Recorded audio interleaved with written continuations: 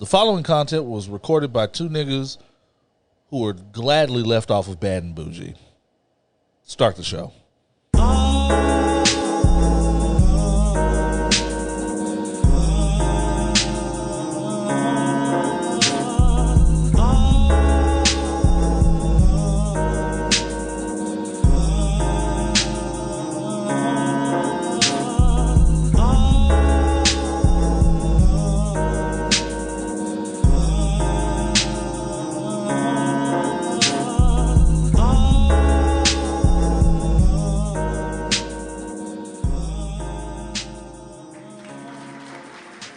I'm just saying. Man, speak for yourself. If they would have called me, I would have been there. I had the verse ready. Stay ready. You had all your skit. Glad to sell out. Ad libs on deck. Mama. Bad. Them niggas, let me tell you something. Offset. Them niggas is the most money making niggas. You could do a whole sound. We could do a whole soundboard just off of Bad and Bougie. I'm ready. Just off of the Migos and just all the skit. Grab that thing, man. I'm just gonna do one day. I'm just gonna do ad libs on this podcast. I'm not even gonna actually talk about shit. I'm just gonna do your ad libs, bruh. I'm telling you, them niggas is the most money making niggas. And I swear they not making money off of whatever album they just dropped. Money. Whatever culture 3, culture 4, whatever 3, fam, they got one song that be on that. Once you get one song that be on all the movie trailers, for a long time Kanye had Power on every trailer. Yeah, Power. This nigga had Power on the Social Network trailer, nigga. Like, no one man in flip flops should have all this power, like. So the Migos, now they got that song. Now I remember it because it was the only thing I liked at the time about this Mark Wahlberg movie from like 2 or 3 years ago, Mile 22. Everything but him was hard. Never heard of it. Exactly. Everything but him in this movie was hard. And of course, because Mark Wahlberg wants us to believe that he likes hip hop, but doesn't say nigga, had the Migos on the soundtrack. And it's been on, and 2-3 years later, it's on everything they want to sound hard. Falcon and the Winter Soldier is ready. Whole squad ready. Fast and Furious, whichever one is, 9, 10, 20, whatever. Are you ready? Whole squad ready. Family. Except Vin Diesel had to have it be family. You got a squad, I got family. Even Tyrese with his old misshapen You notice Tyrese done got him some shut the fuck up recently. Look. Now that he know they got one more Fast and Furious movie on the books. Once they had to do that press junket, he was like, yeah, let me go ahead and fuck up the only check I got right now. They had to give him a shut the fuck up clause. And I'm pretty sure he wasn't getting too many offers during the pandemic. Roman Hobbs or whatever. He ain't doing that shit. I wonder what Tyrese is up to right now. Said no one. Him and Ludacris is not getting the spinoff they want so bad. No. Because I'm telling you, in Tyrese's head, they're going to do a spinoff where it's just him and Ludacris saving the world while still fighting over fine-ass Natalie Emanuel. Who don't want either one of them. And who don't want either one of these niggas. She gonna like Tego Calderon or some shit. What are these peripheral niggas we saw go off and have a lovely relationship with Helen Mirren and have to explain that to Jason Statham? The reggaeton niggas. Boy, them niggas show up when they feel like it. Yeah. That's a check. Yeah. That's a check. Just be in the continuity of the universe just enough to keep a check going every other movie. So that could have been me in Bad and Bougie, but you fucking it up.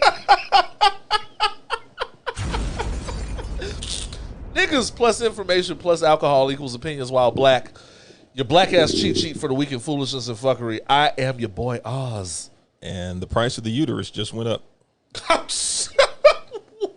Yes, it did. Oh man, we gonna get to that. Yeah, we gonna get into it, but we gotta get into that shit. Ladies, just a preview. I'm sorry, y'all. Y'all gotta stop letting these dudes fuck. Go on. Got kind of quiet. Go on. We'll talk. It got kind of quiet. We'll talk about it later. We will unpack this. But the price just went. The price had to just go up. I've never heard odds of the loss for words. Woo! Oh man, It's early too. God damn. Should have never left me off a bad bougie. Fuck it. It's Labor Day, bro. Fuck it. Man, it is episode 152. 152. God Yeah. damn. Here we are, bro. Yeah. I feel like everything's just the aftermath of 150.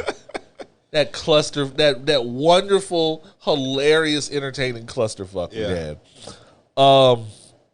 Shout out to the day ones, the old school listeners. Shout out to the new listeners. What the fuck are y'all doing here, man? What the fuck are y'all doing here? Y'all got to be exhausted at this point. And it's 5 minutes in, bro. It's Yeah. 5 minutes in. I feel bad for a new listener. Because they got the foolishness and fuckery right off the top, nigga. Shout out to let's see, happy birthday to one of our longtime listeners, Konji Sen. Hey. What go down?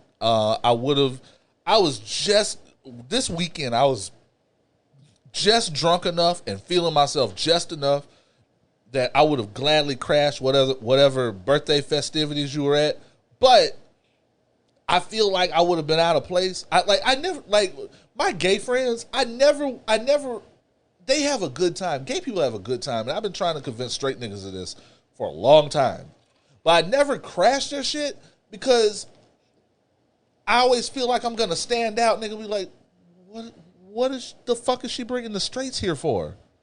The fuck is she bringing the straights here for? We're trying to have a good time, bro. I mean, we already got Boozy fucking it up for everybody. I mean, I just feel like one bad apple is about to spoil the bunch, and now we're not gonna be able to get in on any of the good gay shit. that's because y'all care about what Boosie thinks. Yeah, that's true too. I don't. I barely know who that is. I just know that nigga is like at 13% life force remaining. This nigga's soul ratio is reaching critical levels. Like, is that why his eyes always red? that's what I'm saying, man. Like, it looks like the life is being sucked out of his body. So yeah, happy birthday to you. I hope you're having a good time. I hope you're having a good time out there, wherever you are, whatever you're doing, and whoever you're doing it with. God bless you. Thank you for. She might be at home chilling. She could very well be at home chilling. I think that's what the age range we appeal to anyway. Yeah. So it's 50-50. Niggas who could go somewhere but just choose to stay home instead. Or just fell asleep. That's our, yeah. That's our target demographic. Sat on the couch and stayed there. Niggas who are liable to who are just as liable to fall asleep before the event as they are after, or sometimes at the event. Yeah. You gotta take a 5 p.m. nap before you head out. You know what I'm saying? You go to the car to take a quick nap, you back at it, nigga. Everybody done that shit. Shit, I've fallen asleep in the club before. I did definitely fall asleep at Alley Cat once. I'm not ashamed to say it. Let's see. Episode 152. We getting out there. Want to start off sending flowers. I had at least two people. I definitely want to send flowers to Kid Cudi. Interesting. So, Kid Cudi, no matter what you think of his music, recently he was Lil Nas X was on the Twitters talking shit about how a lot of these rap niggas wouldn't do a song with him, or and because he too gay for them, which is probably true of a lot of these rap niggas. Kid Cudi jumped out there and said, "Nigga, fuck the bullshit. I'll do a song with your ass frolicking in a fucking field with a dress on, nigga. Fuck out of here." And to be honest, that's the way it should be. But I feel like this is a good time for Kid Cudi to be on brand, because I always call him the Bernie Sanders of hip hop, because Bernie Sanders, for a lot of his political career, has been very consistent. Mm-hmm. Fuck these banks, fuck capitalism. This shit is eroding our system. He said the same thing over and over for most of his career. Kid Cudi, for most of his career, has been about, we need to burn down a lot of these systems that are degrading hip-hop, that hip-hop promotes. We need to be burning down a lot of these systems that we perpetuate. Yep. And one of them is homophobia and misogyny. And this was a good time to remind people of his brand, and it was a good time to remind people that this bullshit getting out of control, because I feel like Boosie has been given the microphone on this particular subject a little too long, and we haven't had any representation that strong on the other side of it. Right.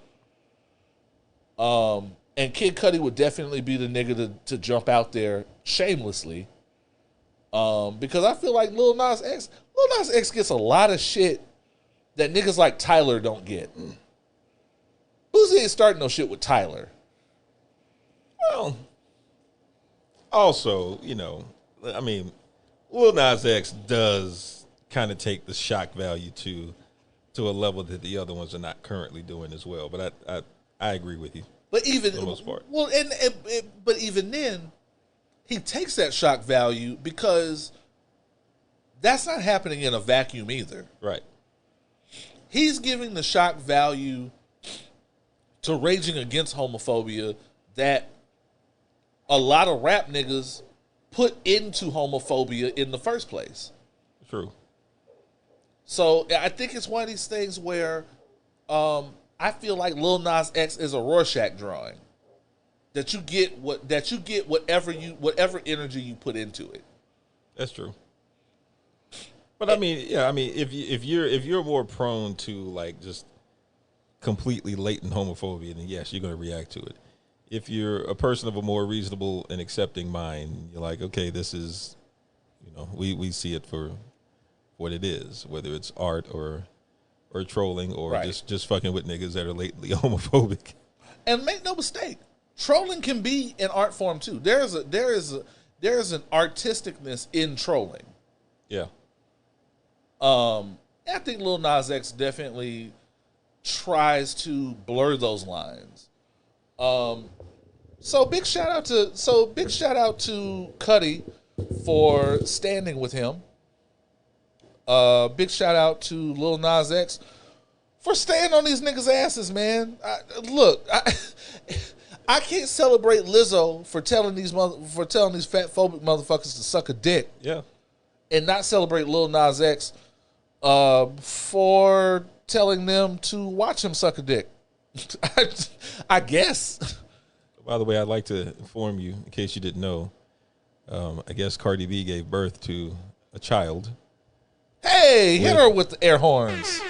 I think it said 9/4/21, so I guess this happened Saturday. I did not know that. All right. Yeah, and they have Louis Vuitton sheets in the hospital. Okay. Just like. Oh, maybe it's her daughter's birthday. No, it's. That's the one. Yeah, I know her daughter had a birthday recently. It said 9/4/21, so okay. I assume that this was a birth that just happened. Okay, definitely hit her with the air horns there. Good for y'all. Let's see. And not for nothing. Before I go into humans ain't shit, not for nothing, but I see a lot of you niggas on this Lil Nas X train because you don't know who this is, Randall. Suki Hana. Man. No, I don't know who that is. I was about to be very surprised. As a matter of fact, I'm about to send him because I think he needs to see us to understand what I'm talking about. Suki Hana from Love and Hip Hop fame, among other things. Oh, definitely don't know that person then. I mean, she's famous in her own right from social media, but Love and Hip Hop has definitely given her a similar boost to what happened with Cardi. Suki Hana just dropped a video called Everywhere. The radio edit will be Everywhere. It's called Pussy Everywhere. Okay. And everywhere? Sir. Everywhere. Everywhere. And it would be an understatement to say that Suki Hana's video has surpassed Tip Drill. Oh. An understatement. They got like a QR code on the ass instead of a... Oh no. Oh Okay. no. No. They're not playing coy anymore. It is a video. It is 3 minutes of as much of women eating each other out, eating each other's asses, Okay. and twerking while doing some of the aforementioned as humanly possible. It is porn. It's porn. And nobody has said shit about it harming the children, about it damaging the children. This shouldn't be allowed to be out there. Y'all ain't had none of that same energy that y'all have for Lil Nas X doing butt naked choreography. Suki Hana, cookie everywhere. Oh, it's right on her Twitter. They can't keep it up nowhere else. I just texted it to you.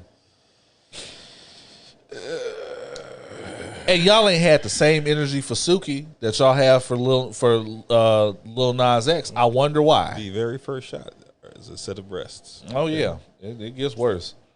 So just know that niggas, I see y'all. I see y'all. Why are all these women unconscious? It's the aftermath. Okay. They start off with the aftermath and they tell you how they got there. Okay. Well, so having said that, it does look like they are exerting themselves. going into Humans Ain't Shit,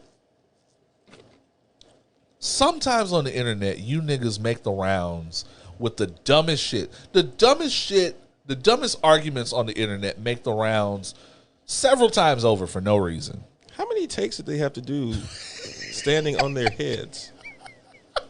That's a lot of physical exertion. I'm sorry, keep going. You know, y'all just got through doing the who serves who a plate, who gets their plate first bullshit. Now y'all going back to maybe the dumbest argument, the dumbest debate I've ever heard on the internet. Who is this one guy in the video? And not the pool boy. Oh, the pool boy gets some too. I'm sure. Is that who was that? Who was old dude we were talking about a few weeks back? That was on the show. Who? Roy. What are you talking about? The one dude, the stripper dude that everybody was jocking. Oh, Bolo? Yeah. No. Okay. So no, this is actual porn. I see now. This is actual porn. That's actual. They were sucking that man's dick through the shorts. Now, you're right. I'm sorry. And I apologize if this sounds chauvinistic, but if a dude made this video, people would be up in arms about it. I'm sorry. You were saying humans ain't shit. And one of the dumbest arguments on the internet of all time has to be, if you had a choice, would you have dinner with Jay-Z or would you take $500,000? And the idea is supposed to be that niggas would sit down with Jay-Z because there would be more value in getting knowledge from from Jay-Z and how Jay-Z became rich than there would be in taking a $500,000 bag, $500,000. This is the dumbest debate I've ever heard in the history of the internet. All the comments to that video are porn gifs. Okay. So first of all, take the money. Fuck Jay-Z. Give me the money. Assuming it's, let's make sure it's $500K after taxes also. That's give me the money. That's one thing. Even after taxes, give me the money. Yeah, just give me the money. Because listen, first of all, just because you having dinner with Jay-Z doesn't mean there's any guarantee that Jay-Z is going to give up all of all the secrets of his success, if there are any. He's been giving up all his secrets. Sell drugs, launder the money to make music, and take advantage of people. Ding, ding. Oh, so the Puffy plan. Right. Okay, got you. Except Puffy did it better. Because them niggas don't say shit afterwards. Nope. If you see them again, he is usually pimping them out for another tour. I ain't never seen nobody pimp New Edition like this, except Puff. You don't hear them say nothing about that Bad Boy album. Nope. Or excuse me, Ronnie, Bobby, Ricky, and Mike. Johnny Gill took the name and ran. Yes. That is hilarious. Or as he could. So the Jay-Z versus $500,000 argument is stupid. One, like I said, there's no guarantee that he's gonna give you the magic key. There's no guarantee. If you think there's some magic key that he hasn't already given up in numerous interviews, in his book, in whatever, there's no guarantee he's going to give it up to you then just because you're having dinner with him. Right. Because by that logic, everyone who has ever broken bread with Jay-Z either is a millionaire or is on their way to be a millionaire, and I don't believe that to be the case. There's a lot of niggas at Rock Nation brunch we'll never hear from again. Hit boy. So I'm pretty sure Jay-Z, if sitting across from you at dinner, would be like, nigga, you should have took the $500,000. Right, first of all. Why are you sitting here? This steak ain't even on point, my nigga. This bum ass steak 48, nigga. And by the way, I ain't paying for lunch. You are.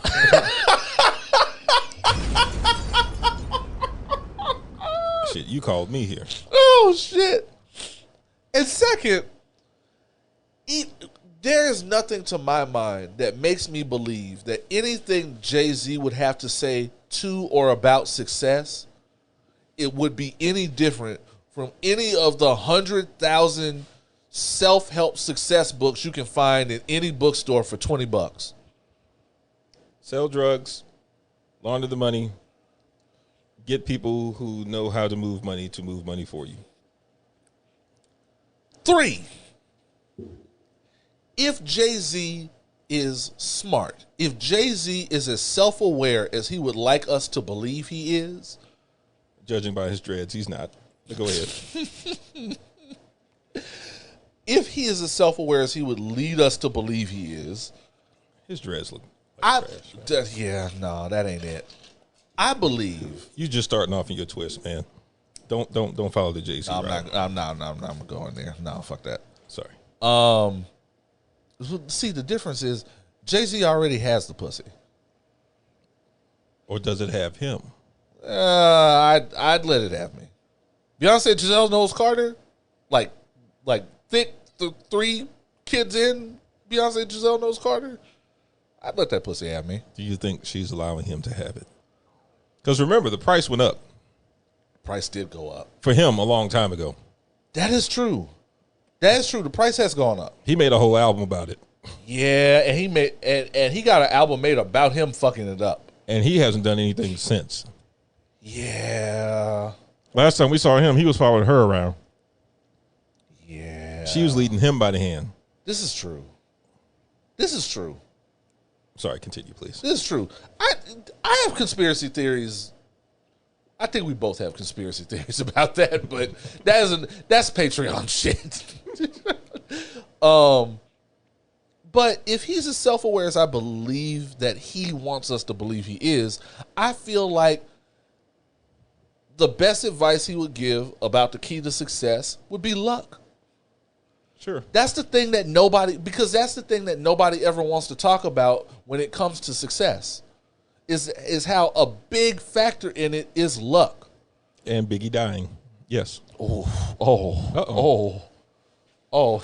no. This is what they signed up for. The truth. Oh shit.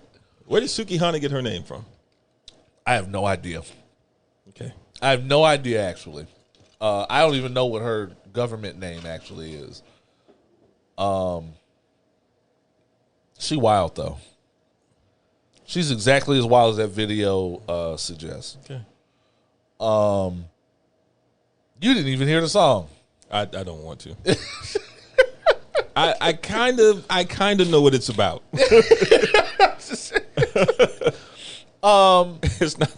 It's not like there's a spoiler alert there. Well, right, of course. But I just something about the Jay-Z. It's something about any debate with Jay-Z just brings out the narcissist and the LLC people and the rise and grind people to make themselves sound way more important than they actually are. Right. When a lot of what attributes itself to success is just being prepared for a lucky moment. Being prepared, being ready for a lucky moment. It's not about how you pimped yourself out to get to the party, like in the movies, to get to the party, to get close to the dude on the way up with the hot single, to get him and his people to hear your shit.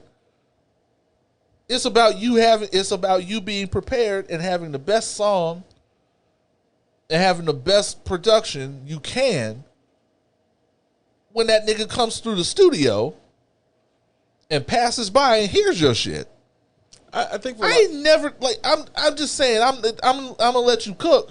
I've never heard of real life where these things that people hustle toward getting people's attention on the internet actually bears any fruit. Well, it underscores the fact that most people who claim to be business oriented don't truly have business sense or have a business plan.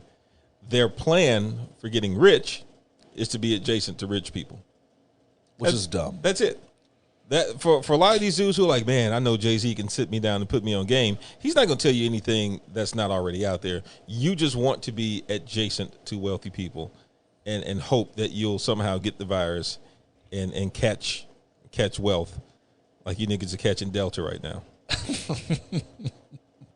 and make no mistake, you niggas are catching Delta. Yeah. So and I've seen that business plan happen for years now, where people talk more about who they're in the room with than what they're capable of doing themselves. What they actually have to offer. So what do you do, sir? I'm a CEO.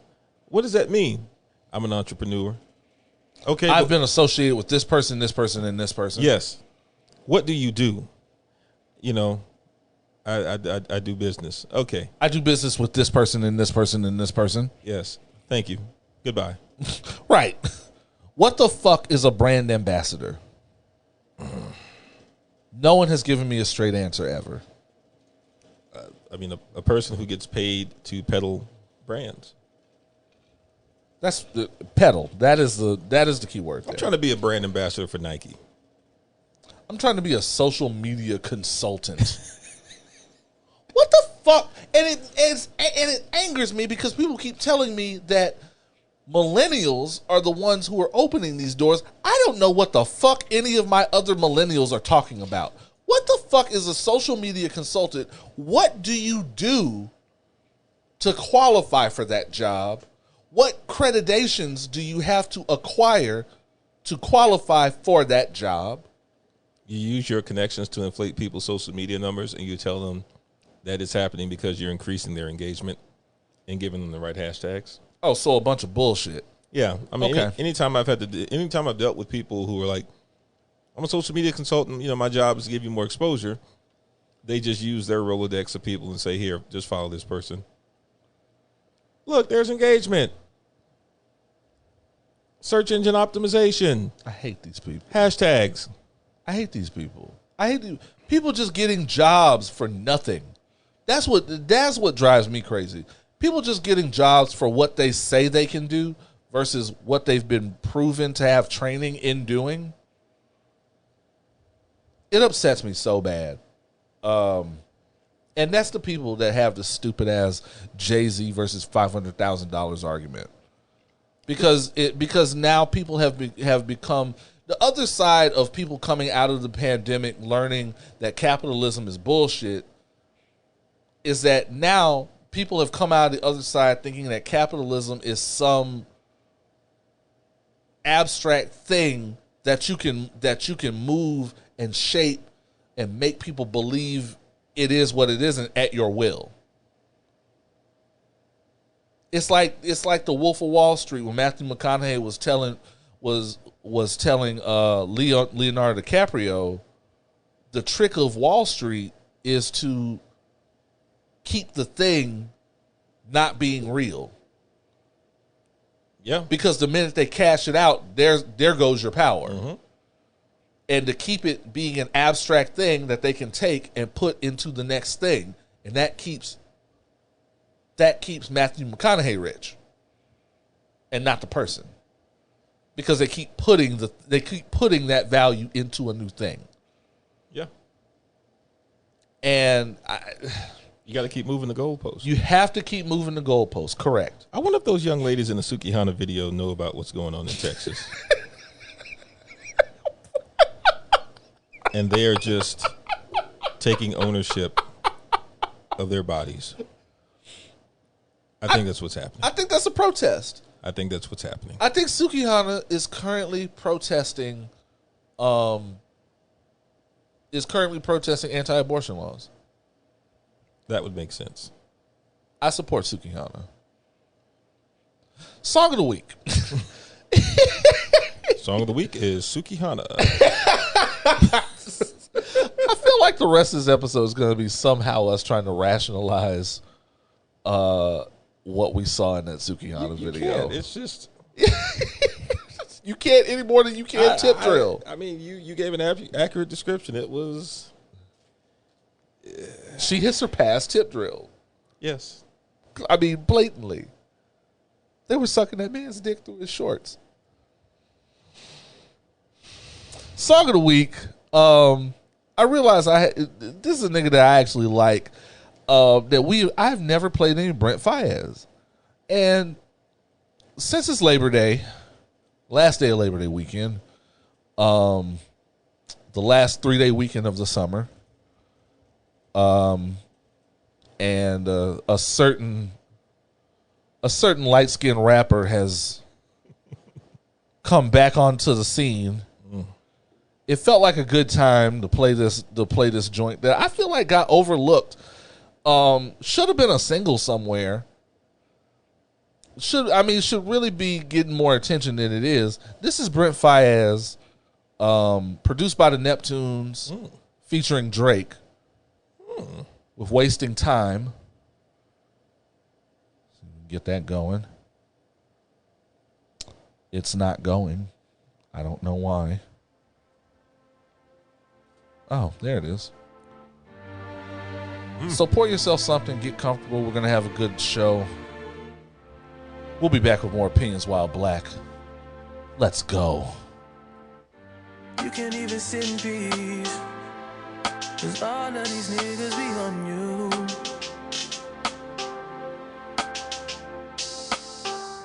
I'm just saying I can be, yeah, the one that you call and you talk to, girl. I'll share my world with you. If you're gonna waste your time, yeah, waste your time with me. I mean, honestly, open your eyes and see. If you're gonna who's giving you what you need, waste your time with me. You could have all the space, all that you need. It's no pressure, girl. If you got time to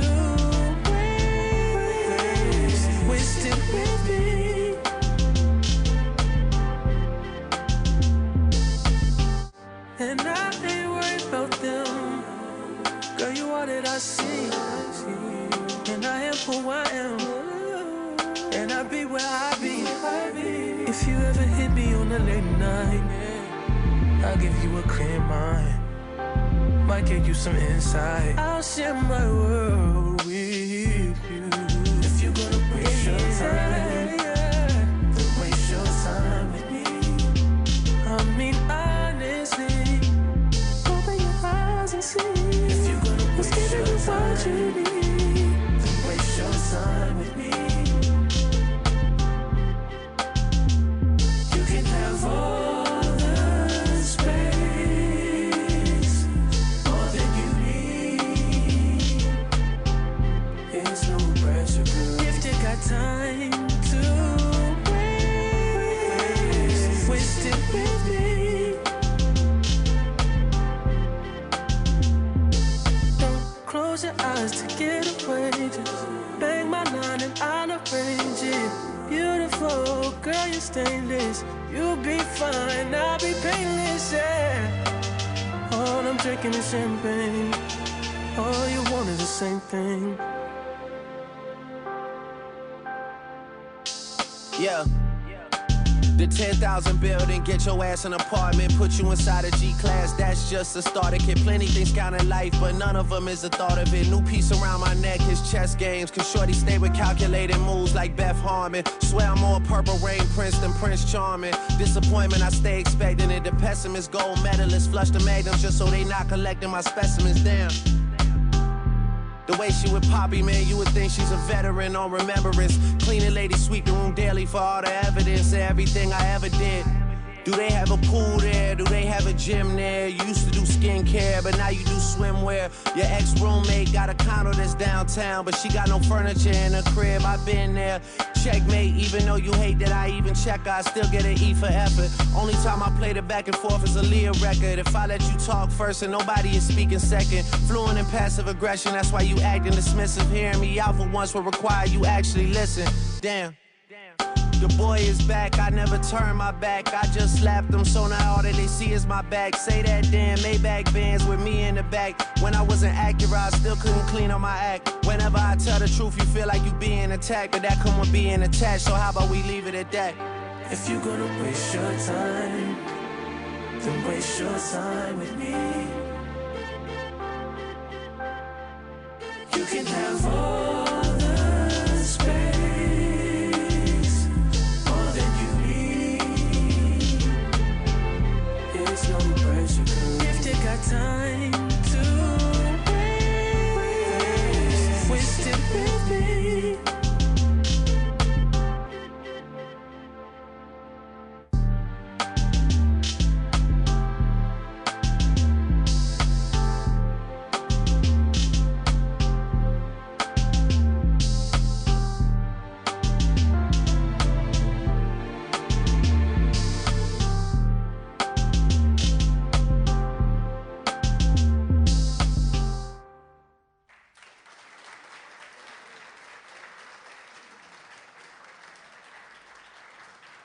And that was Wasting Time, Brent Faiyaz featuring Drake, produced by the Neptunes. Drizzy. He crashed that shit. He did. He did. He crashed that shit. And not only did he crash that shit, he did the thing that I like that rappers do, where they go just beyond their the usual allotted, like, Oh yeah. 36 or what, like 36 or 48 bars. Usually it's 16, but you know, Drake appeared to have done like a 32. A hot 32. Boys. Yeah, he crashed that shit. He told the girl, your girl might have a nice house. Ain't no furniture in that bitch. Trust me, I know. If you listen to this podcast long enough, you know how I feel about women with no furniture. What she did not have. You know what? We have to find that. We have to find that and put that up as a solo clip. That has to. We have to put that on the social media. I gotta, yeah. We had to. They have to see how far along this podcast has come. Our first, I think it was our first ever commercial that we had ever done for what is a now defunct Houston Furniture House. I basically, to sell the idea of young black people investing in furniture, I told the story about the first time I fucked a woman in her apartment that did not have a bed or a couch or chairs. She had a pallet. Fam, she had a mattress topper, fam. Like, and she only had the mattress topper specifically to talk me into staying the night. She lived like a half a block away from a Walmart.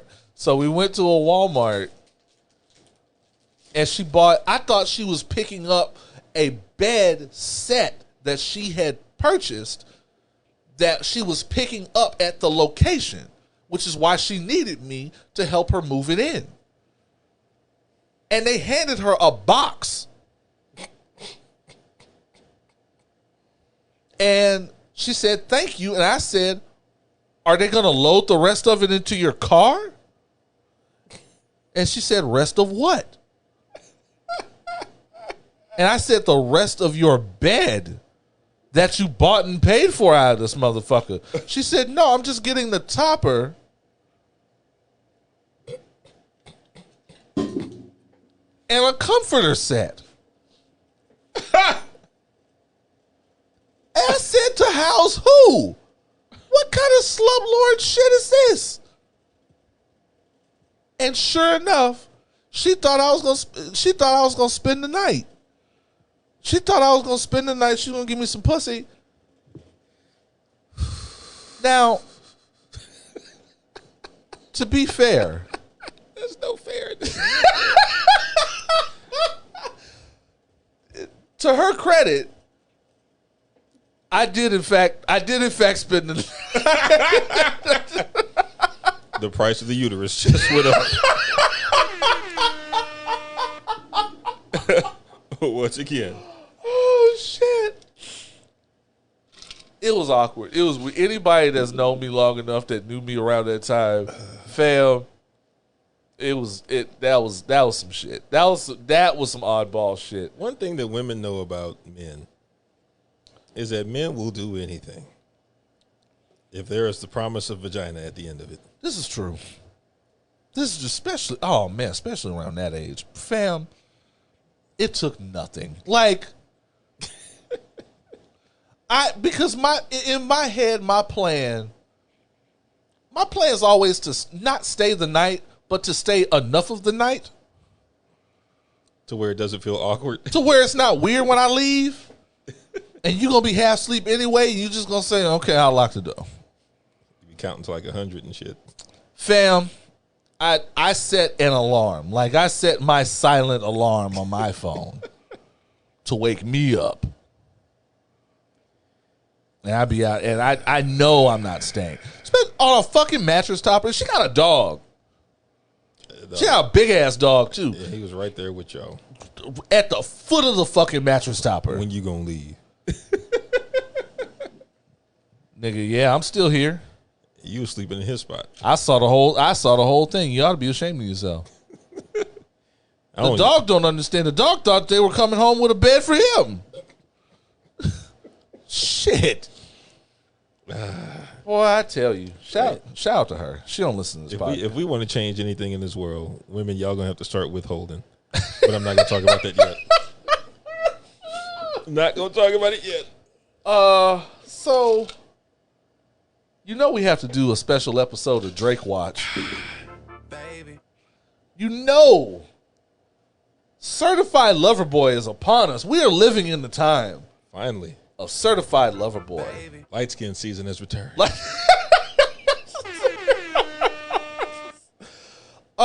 So I stayed up till midnight. Well, I was up. I'll put it that way. I was up. I was gonna be up. I looked up from writing, and it was like 11. It was like 12:15, 12:30, something like that. And before bed, I went on and put on Certified Lover Boy. And they start off with, it was something like Certified Lover Boy poetry or some shit. Champagne poetry, sir. Champagne poetry. That's right. what it was. Let's get it right. You got to make it sound as simpish as possible. Very simpish. Champagne poetry. Which was a nice little intro, and I understand what they were doing there, and I enjoyed the sample. But it didn't feel like something that was preparing me for what was to come. Because it's like 21 songs or something. Something like that. Yeah. Like 20, 21 songs. Which is a lot nowadays. It's not 27, thankfully. It's not 27. And the difference is noticeable. Not to everyone, but the difference was noticeable to me. So, what did I notice about Certified Lover Boy? I noticed he was accomplishing a lot of things. And he does this even at his big age. He was connecting to the niggas that just wanted something to ride to for the summer. Let me tell you something. If you catch your nigga on FaceTime, really even your woman, if you catch your significant other on FaceTime, or if you catch them on the phone and they riding around and they playing this shit, they are either cheating or on the way to the cheat. Let me be clear there. In my case, I was on the way to work. This nigga was on the way to work. This happily married man was on the way to work. I too was on the way to work because this is where it got my second and third spin. Yeah. But for the most part, for the remainder of the summer and most of the fall, and a lot of the fall because homecoming season is upon us. Apparently, cuffing season is about to begin as well. All that shit. For the months of September and October, if you hear this shit in your nigga shit, and he on the phone talking about what you doing after this, he's on the way to either fuck you or cheat. One or the other. That's all you get. That's Certified Lover Boy. This is some shit that niggas cheat to. A lot of people got very excited. A lot of Houston niggas got very excited because they know the strip club district is a second home to Drake here. He definitely shouted Houston out, and he wanted us to know that Houston that he has been out, not just in the strip club, he has been outside. In Houston, he has been outside. He gave us a song called TSU, which is basically him knocking down a chick that he imagines went to TSU. Which in my mind, I'm not gonna lie to you. I had a chick in my head that this fit the description, and I'm pretty sure I know her. It was probably her. It was most likely her. She most likely stayed in Tier West back in the day. I'm pretty sure I knew who this was. I'm just talking shit. But if there was going to be a chick from my day in TSU that goes on to knock down Drake, it would be this one, or to make herself available. The one after that. What's after TSU? In Too Deep. In Too Deep. That's my joint. Bam, bam, bam, bam, bam. That's my shit. Bam, bam. That nigga sampled the project. What, the Project Pat? No, that was Bun B. Get Throwed. Actually, he didn't sample it. Fun fact. Mr. Lee, who originally produced that song, produced this one. He basically took the session from Get Throwed and just slowed it down. He did that. That shit came in hard. He did that. Shit. That shit was hard. That nigga came through. Kept the Galleria open till 10. You and your friends. Yeah, I don't know about that. Know how I spend. What time the Galleria closed, y'all? In HOUSTON. Bet you don't know. If you don't know what time the Galleria closed, you wasn't outside. You're not outside now. I'm actually asking because I haven't been to the Galleria in about 15 years. Like 7. Okay. That sounds about right. Like 7 or 8 o'clock, something like that. I knew it was going to be like around 8 o'clock and something like that. Yeah. I haven't been in a very long time, so I was just trying to ask on the low without really asking. Yeah. Kept the Galleria open till 10. You and your friends know how I spend in HOUSTON. Bars. Knowing if I was one of the employees in one of them stores. Be mad to the motherfucker. Can you go home, please? Your manager coming up to you, I know that you were going home a little early today to have dinner with your family. We're gonna stay. Do you mind sticking around until 10 o'clock? Well, so he would have fucked up because he'd have been sitting there asking me at 4:59. I have already logged in. I've already logged into the timesheet. And I'm just waiting to push this enter button. Wait for it. No. Have fun. Take a picture. We just need one person to stay. If you just for maybe about a half hour or so. Shit. I'll pay you double overtime. Clocking back in. And then your ass is there for another 3 hours. and then you there for 3 hours because Drake taking selfies with these bitches. Yeah.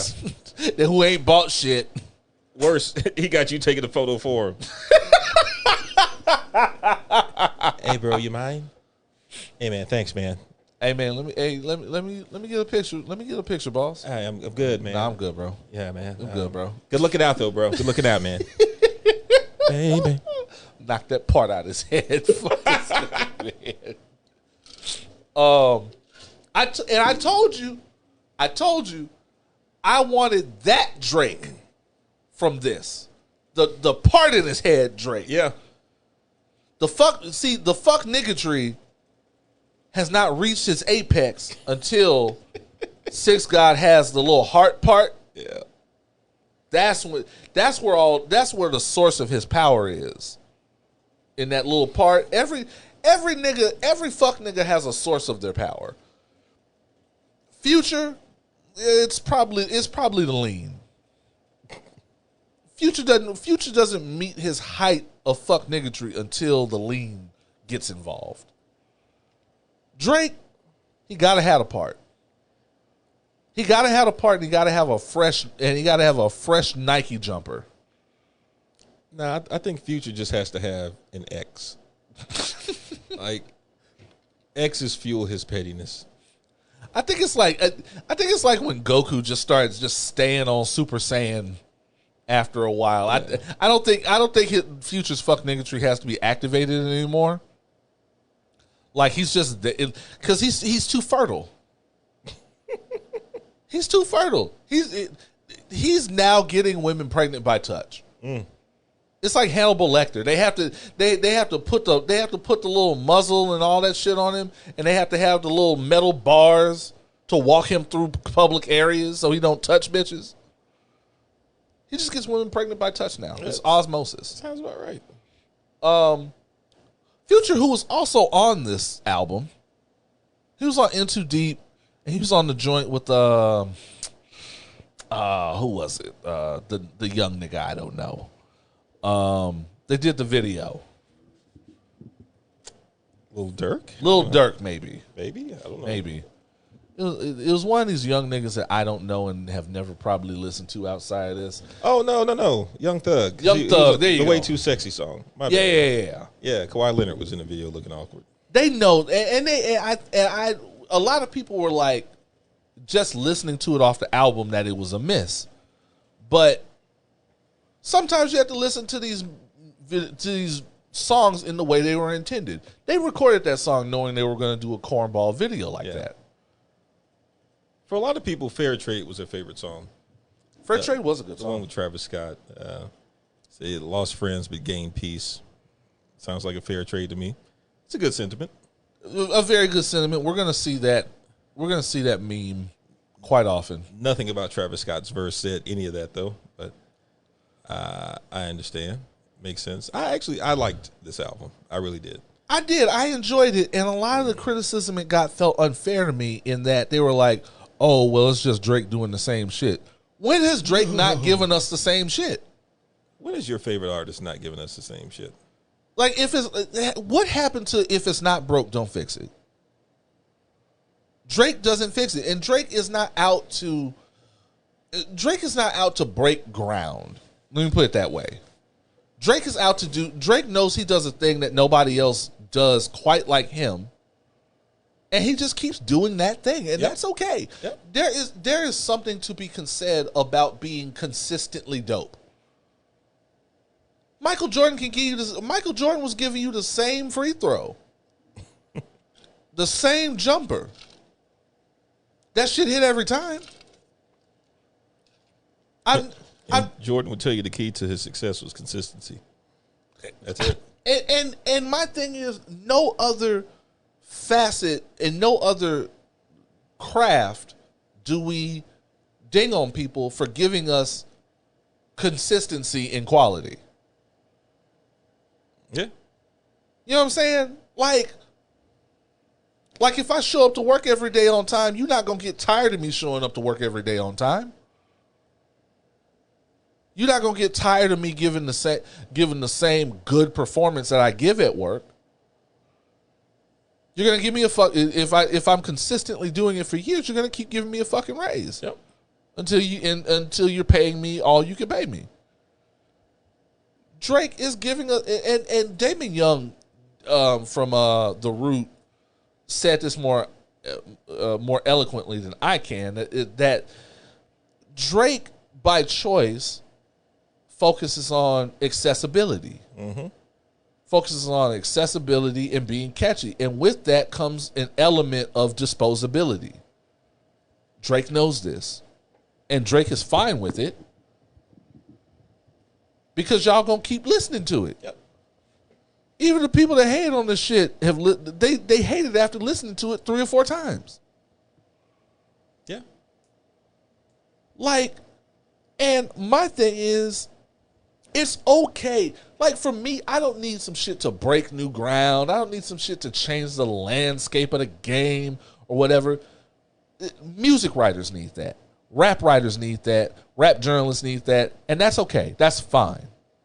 A regular nigga, just need the shit to slap. And it slapped. That's it. That's all I need is for some shit to slap. I don't understand where we got to a point where something isn't changing the game forever. It's bad. Or it's mid. Or when mid became bad. Well, it's also a side effect of people always making comparisons.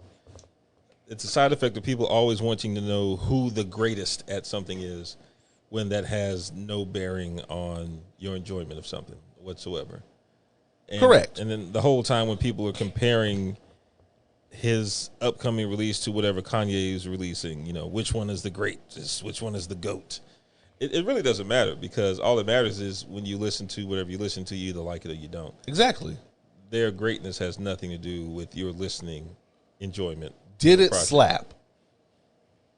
Did it slap for you? Me, yeah. Oh, see, yeah. That's what counts. It slapped. I was quoting that shit all day at work and annoying people. Agreed. I was walking around my house all weekend. You know how I spend an HOUSTON all weekend. Yeah. It'll be all right.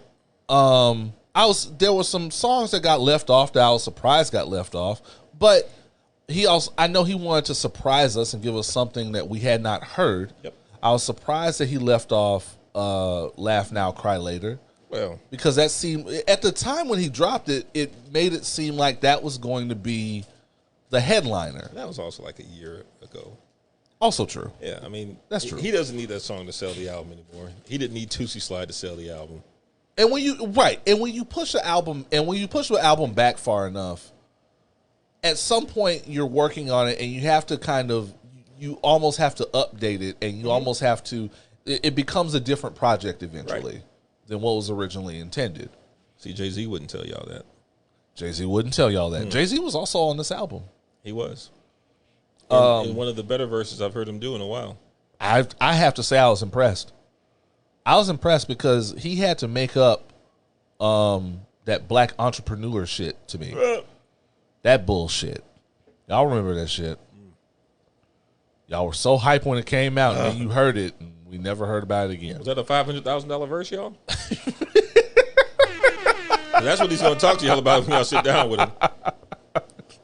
And you can be like, damn. Hey, is there any way I can get that check down? The person going to be like, nah, bro. You said you want to sit down with Jay-Z. I have a question for the heads. If any heads listen to this, I want them to answer. And y'all know the heads I'm talking about. The insufferable ones. I don't think any of the insufferable heads listen to this podcast, but I'm curious about something. Do y'all smile ever? Do y'all dance? Do y'all enjoy things? Like, I understand being a scholar of the form. But like, when y'all go out, do y'all consider women coming to the spot? Because I've said this before on this podcast. The easiest way in the world to dry a woman's pussy up is to start talking that hip-hop head shit. When y'all start talking about niggas breaking down the Pythagorean theorem and they shit, go ahead and just count on not taking any of those women in the vicinity home. Go ahead. Just know that they have now disregarded you. They're going over to the DJ booth to ask the DJ politely to turn this Black Thought shit off. What the fuck are you playing? I feel attacked. I'm just saying, like, the heads always act like there is no value in accessibility and disposability, and most of them come from a generation where there was tons of disposable music. But the same heads, because this is my generation, the same heads, when they're up in the spot, they're jamming to the commercial shit too. To the shit that they rail against privately. They're jamming to that shit too. Right. So I ain't never seen a nigga say no. Baby Got Back didn't slap. Baby Got Back slapped. They wouldn't listen to it privately, but publicly, they listen to that shit. They're watching to see if girls are bouncing their ass to it. So you like what the accessibility and disposability produces, 100%. but you can't acknowledge the skill, the production level, or the merit it takes to even get it to the venue in which you're reaping the benefits. If women would pop their pussy to Talib Kweli, it would make them happy. Women ain't popping their pussy to Talib Kweli. No, they are not. Especially not in 2021. Talib Kweli has spewed enough misogyny in a very short time back in 2020 to dry up any nearby pussy for the foreseeable future. I always wonder, like, because people talk a lot of shit about simp niggas and this and that. What is your plan? What is your plan? What is your plan to find a soulmate in the one chick in 500 that's sitting at home fucking with J. Rue the Damager? They're going to sit at the shrine of the Black Madonna and wait for her. I'm just saying. I just be wanting to know what their plan is. Like, because being beguiling or being gentle towards women seems to be the enemy of everything they stand for. I always want to know what the representation for y'all is. Like, what is your plan? How do you plan to catch that woman? Do you plan for her to just magically hear your ear for lyrical content? That was sexy the way he was breaking down To Pimp a Butterfly. That's How I Met Your Father, children. No. Every now and then you have to do something that women like. You know what women like? Recognizing their agency. You know what women like? You meeting them in the middle on some shit that they like. Speak on it, son. And they like you keeping that in mind in your playlist because your playlist says a lot about you. They also like shaking their ass. Speak on it, son. They love it. So I'll just leave it at that. They, hey. I tell you what, you put on Rhyme Fest and I'll put on Sukihana and we'll meet in the middle and see where all the pussy popping is. That's a stark difference.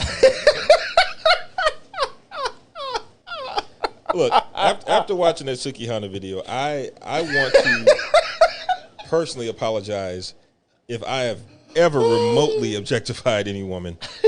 Ever. Wow. Context. While we were playing the song of the week, Randall played the video again, but with the audio, so he could hear the, I'm using quote fingers here, lyrics to Pussy Everywhere. Wow. Let me just say, any man that would have made that song would have been canceled. Speak on it, son. So shout out to taking ownership of your agency. that's damn right. You damn right. God damn. Is that what we sound like? That's what it looks like is in our heads. Booty, booty, booty, booty popping everywhere. Yeah. That's what we sound like. Okay. Yeah. I apologize. You remember BET Uncut? All that shit sounded like that. Yeah. And guess what? It wasn't mixed as good. I have a VHS, a PWA somewhere around here. Oh, shit. The original. Oh, Jesus Christ. It's also bad. On VHS, I bet it's horrible. It's terrible. Okay. Real quick before we move on. Rating out of 10 for Certified Lover Boy. I don't care. I like it. Exactly. That's my only rating. Yeah. I like it. Yeah. Okay. That's fair. What else is going on? Naomi Osaka's taking a break from tennis. Shout out. Good for her. Air horns. Y'all fucked it up. Y'all didn't deserve her. Y'all didn't deserve her. Y'all blew it. She wasn't gonna let y'all do to her what y'all did to Serena. Not well, air horns. Air horns. Cause and I see this now. I saw a trailer for Will Smith playing Serena Williams' daddy. Fam, let me tell you something. This is the first time in a long time you will hear me blatantly agreeing with Amanda Seales. Wow. Serena Williams is the greatest athlete of a generation. Of a generation. A generation. A era in history for sports. Not just the greatest woman. One of the greatest athletes that has ever walked the face of the fucking earth. Why, oh why, are we doing a movie about her father? Do you realize that's like doing a movie about Wonder Woman's daddy? Who gives a fuck? Damn. And yes, I know some of you niggas are gonna go, well, depending on the continuity, her father was a god. Shut the fuck up. Who gives a fuck? You have the greatest athlete of all time more than willing to talk to you niggas. She's doing Subway commercials. She's not inaccessible. This isn't like we're talking about Beyonce. No offense to Beyonce, who just celebrated a birthday. Happy birthday, Beyonce Giselle Knowles Carter. Oh, that's right. Virgo season is here, whatever that means. Okay. It is true. I have no idea what this fucking means. I am a Virgo. I have no idea what all that entails. Oh, you are? I am. One of these days, somebody's going to explain to me all my Virgo tendencies. And so, What's your moon sign? man, bro, one of these days, you know what? One of these days, I'm gonna tell y'all about the time a woman told me that she wouldn't fuck me until she saw my natal chart. Did I explain this last week? Is that code for your penis? I wish. Okay. I didn't explain this on this podcast. I don't think so. She told me she wouldn't fuck me until she saw my natal chart. For those of you that are wondering what a natal chart is, a natal chart, you know how you look at what your birthday is and that tells you what sign you are? This is like advanced astrology for, people more gullible. And what happens is your natal chart takes what time you were born, and you get a whole bunch of shit you're a Virgo this, but your sun is a Gemini, but your moon is this, that, and the third, and it tells you even more about you than the already bullshit horoscope would already have that you see in the paper. So in other words, she did you a favor because you knew at that time that you did not want to smash anymore. What's fucked up is I still wanted to smash because I'm telling you, she had a nigga ready to go. You sent that natal chart, didn't you? No, I didn't. I didn't. I went home. Okay. I went home. The price of the uterus went down.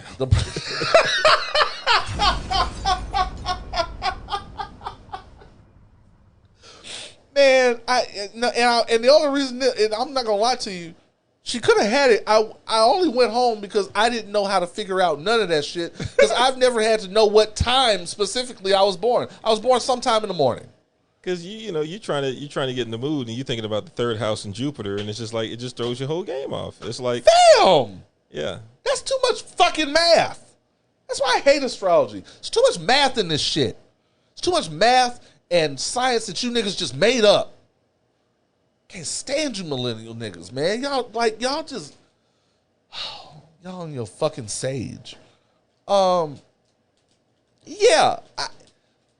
More to the point. Why do we have a and I feel like Naomi Osaka is not uninformed. I feel like she looks at these things and she questions these things right alongside us. She looks at the treatment of people like Lizzo and Sha'Carri Richardson and these famous black women that are not allowed to breathe, that are not allowed to be imperfect, that are not allowed any kind of room to be people. And she looks at her bank account and she looks at her accomplishments. This is someone who has already defeated the greatest athlete walking the face of the earth. And she looked at y'all and said, I'm chilling. I don't need none of that shit. I'm chilling. I'm good. You know what this is? For you geeks, this is Kingdom Come. This is Kingdom Come. This is a comic book from the 90s when Superman looked at all you niggas on Earth tripping and said, fuck it, I'm out of here. I'm out. I'm good. I'm going back. I'm going home. I'm going back to farming and minding my fucking business. Yep. Superman, the symbol of hope, the man who would never, ever give up on humanity, looked at you niggas acting out as you are and said, no. No, B, no. It ain't. The price just went up. Yeah. And he was out. That's what Naomi Osaka has done. I pray to God that more of these women in prominent places get the bag and follow suit. Sha'Carri Richardson needs to be out. Price is going up, y'all. Price needs to go up. Price needs to go up for several reasons that we will talk about a little later in this podcast. Sha'Carri Richardson needs to be out. Lizzo need to get a couple of movies under her bag. A couple of these good guest spots. Yep. A couple of these good features. drop one more album, drop an EP. Drop an EP, get that Grammy nod, and get the fuck out of Dodge. And get the fuck out of Dodge. She just needs to stop fucking with y'all. It's lucky. Y'all are just lucky she wants it this badly. There's a few of these women need to get the fuck out of Dodge while they can. Cardi, get your kids the fuck out of here. They should not have to be born into the bullshit that you go through. Not in the bullshit that you went through, because you have effectively secured their rescue from that on your part. They should not have to be born into the scrutiny that people like you in the industry go through. She's seeing this. Naomi Osaka is looking around seeing this and saying, fuck y'all. I know that's what happened. She looks at little shit like this, how black women are treated. Because black women all look at this shit and confer and just confirm, okay, just a quick check-in. Does no one still give a fuck about us? Confirmed. Okay, back to as you were. You know, YBN Cordray is like, so we still good, right? I ain't got to go nowhere, do I? Nah, B, you good. You good, bro. Just keep collecting them royalties off that sensitive feature. You know, she looks at the shit. I look at the, like Normani. I was talking to Randall about this before we recorded. Normani just had a whole conversation about why she's not performing at the VMAs.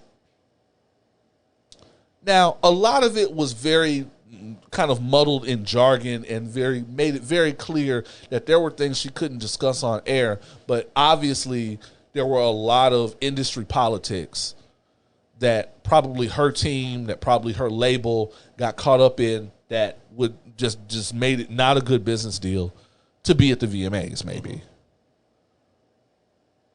But Normani should be at the VMAs.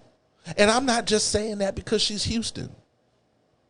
I'm not just saying that because she's fine. I'm saying that because Normani, somebody on episode 150, I think it was Lala from Play No Games, who said that we don't really have a song of the summer. We have some songs of the summer. There just aren't strong candidates. Because if you take that WizKid joint featuring Tim's, yeah, that's a song of the summer. That was everywhere. And if I had to think of a song of that level that was everywhere, that all the choreographers got on their video, that all the TikTokers got on their video, I would think of Normani and Cardi doing Wild Side. That caught everybody by surprise and reminded y'all that Normani been the one. And she's not doing anything, to my mind, that Chloe Bailey isn't doing. Although Chloe Bailey has a whole different team and a whole different mandate on her side. Well, when it comes to the VMAs, which are kind of like the ultra popular awards, correct, there's only room for a certain number of people, you know, so to speak. And it's especially more constricted when you talk about women in hip hop. They used to only allow one. Right. And right now they got, you could argue like Megan. And Cardi are probably the two to occupy that spot. Maybe Doja. Yeah, and maybe Doja. And then that's not even including at the VMAs. They're already shoehorning. There are already spots that are promised to less talented non-black counterparts. You've already, because you got to fit in your Camila Cabello. You got to fit in your, I don't even know what these chicks' names are. Yeah. It seems like all the non-black chicks are just singing and driving in cars. Yeah. Because I don't know none of their names, but they all just seem like they're singing about boys and driving in cars. And Camila Cabello is one. So I guess when you take that logic, it's hard to fit Normani in the conversation.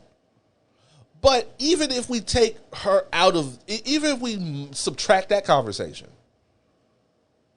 I feel like we're not talking about Normani enough. But then when she shows up somewhere, we're all like, okay. Mm-hmm. We weren't talking about her for a minute, and then she showed up pushing Fenty. And we were like, okay, Normani's out here. Okay, she's outside. But Normani is strong enough, ought to be out here. And there are a lot of factors that go into that. There are a lot of factors that go into that. The team, the attention and care that the label is giving. There's a lot of that. But I can't imagine there are black women out there, industry adjacent, that see Normani giving it 110 and not getting 110 back. And like I said, not doing anything to my mind that Chloe Bailey isn't doing. Although Chloe Bailey is on a trajectory to where she wants to not need the VMAs. I don't think that's in her line of fire. And unfortunately, Normani is not. She's just not on that level of the other ones where they're gonna give her that airspace. Yeah, you're right. Right now, it just kind of sucks that there are diminishing returns in that regard. When you have a lot of this female black talent all being poured into the well. But I can't imagine people like Naomi Osaka and people that jump out of the game like that, see that and don't feel unseen or don't feel some lack of care and concern in some regards and say, suck my dick, y'all, I'm out. I got the money, I got the accolades, I got a nigga. Fuck y'all. Not saying that you have to have a nigga to have the complete thing, but you know, she got what she got, and fuck y'all, I'm out. Y'all don't deserve all that to say. Y'all don't deserve Naomi Osaka. Y'all don't. So I wish her well. Hopefully, she comes back with a clearer mind, a stronger focus, and peace of mind. Hopefully she's healthy in terms of peace of mind. That's what's important. The next verses is going to be Fat Joe versus Ja Rule. Let me know how it is. I knew that was coming. I'm good. I'm probably not watching that live. Like I think part of what was lit about Versus was that it was an event, but online. But you were ready, to get in front of your computer and join in the fuckery. It was like how we used to do Game of Thrones. Remember #DemThrones? Yeah. We used to do that shit. And we found a new thing to do that shit with, but it's just ours. And I don't feel like Ja Rule is a get ready and shower and brush my teeth and eat dinner to get ready to sit down and join in the fuckery about. And Fat Joe literally has one song that I even remotely care about. Fam. Lean Back. That's it. We were talking about this before. Man, people talk a lot of shit about Ja Rule. Much of it is deserved.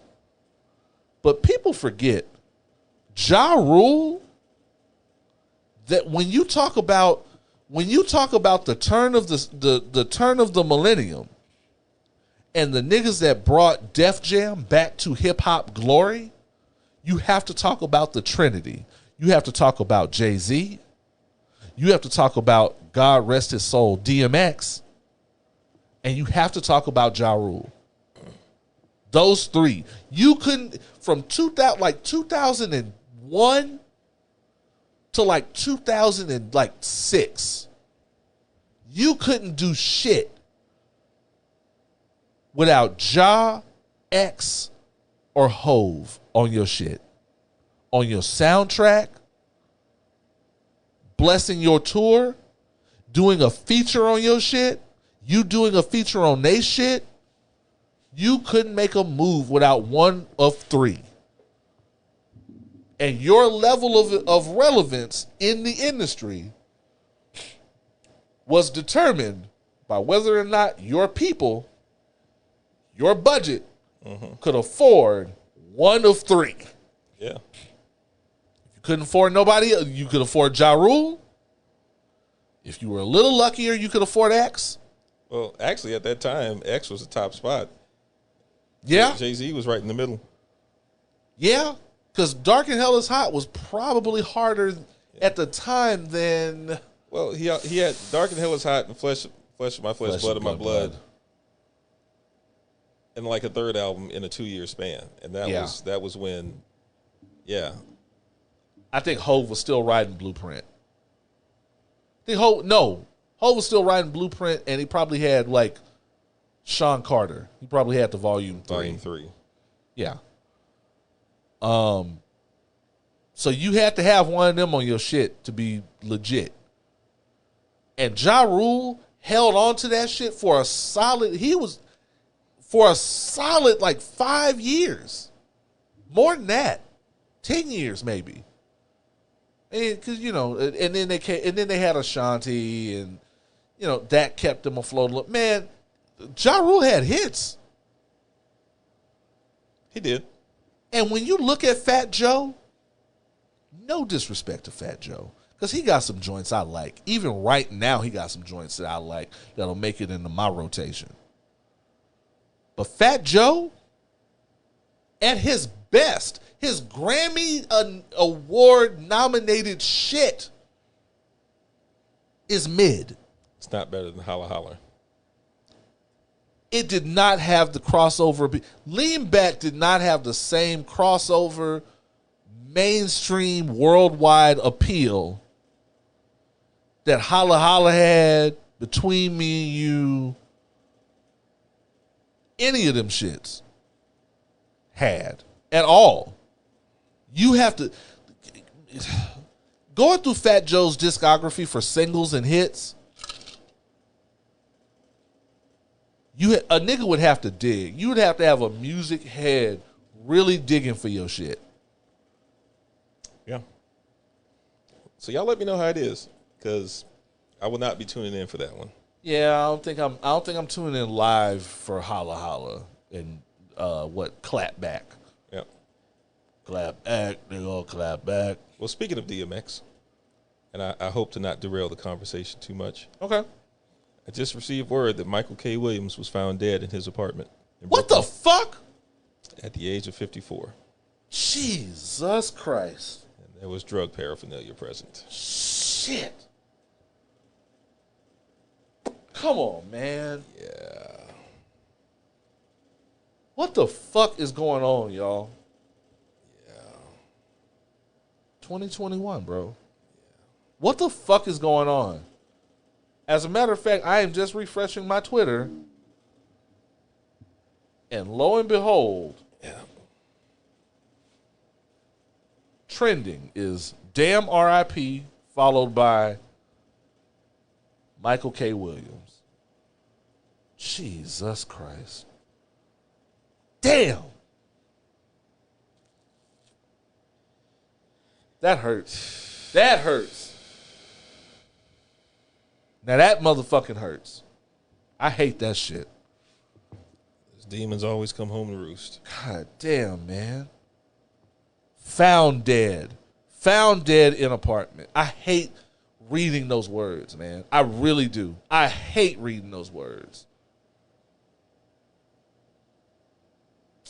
I hate that. And people are trying to let me see. There's probably another source. The New York Post broke it, so people are hoping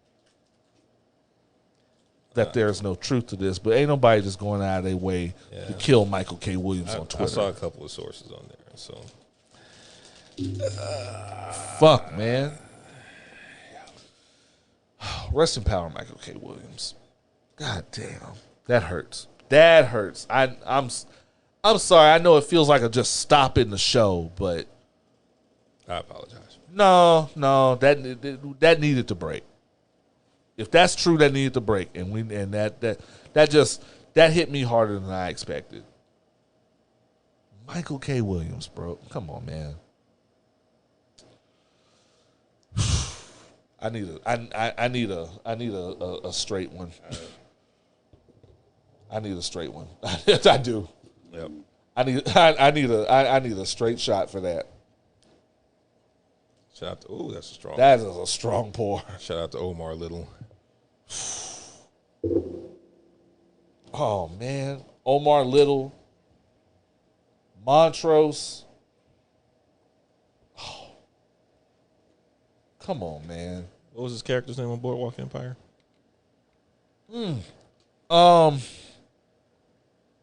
I only watched one season. Oh goddamn, I can't think of it. It's all good. See, now I'm gonna go back and watch Boardwalk Empire. I only ever watched like that one season, and I think that's why, because I watched the one season and then I got all wrapped up in The Walking Dead, which if I could turn back time, I'd probably that's one thing I would probably change. If I could turn back time. I'm telling you, I don't change. I don't go back. I don't believe in going back into the past to change shit. But if I could, I would devote my time to Boardwalk Empire over the fucking Walking Dead. If I could find a way. Yeah, he was definitely on Boardwalk Empire. God. You know, he was, well, no, because Yaya ended up doing that. You know, he was originally going to be Black Manta and Aquaman. That would have been lit. I didn't know that. That would have been lit. I like Yaya, but that would have been lit. That's kind of crazy. Right? There was a bunch of shit that he was like almost up for. Chalky White. Chalky White. There White. you go. I knew it was something that he was not. Right? Shit. Hey. And now when I think of Michael K. Williams, I'm always think, because right after Boardwalk Empire's season ended, that video went viral of him in Brooklyn on the street dancing. Mm-hmm. Everybody forgot that nigga used to be a b-boy. Yep. And I think that was one of the things about him, that duality, that even though you associate him with these hard nigga roles, everybody who talked about him always saw a joy in him. You know what I'm saying? Like, that nigga was cool. Like, you know, like he could, like Omar was just some shit he could take off like any role. Yeah. But when you get, you know, because not everybody has that. Not everybody takes off that mask. Because just in further wire shit, nigga, Jamie Hector been playing Marlo ever since. Ever since Marlo.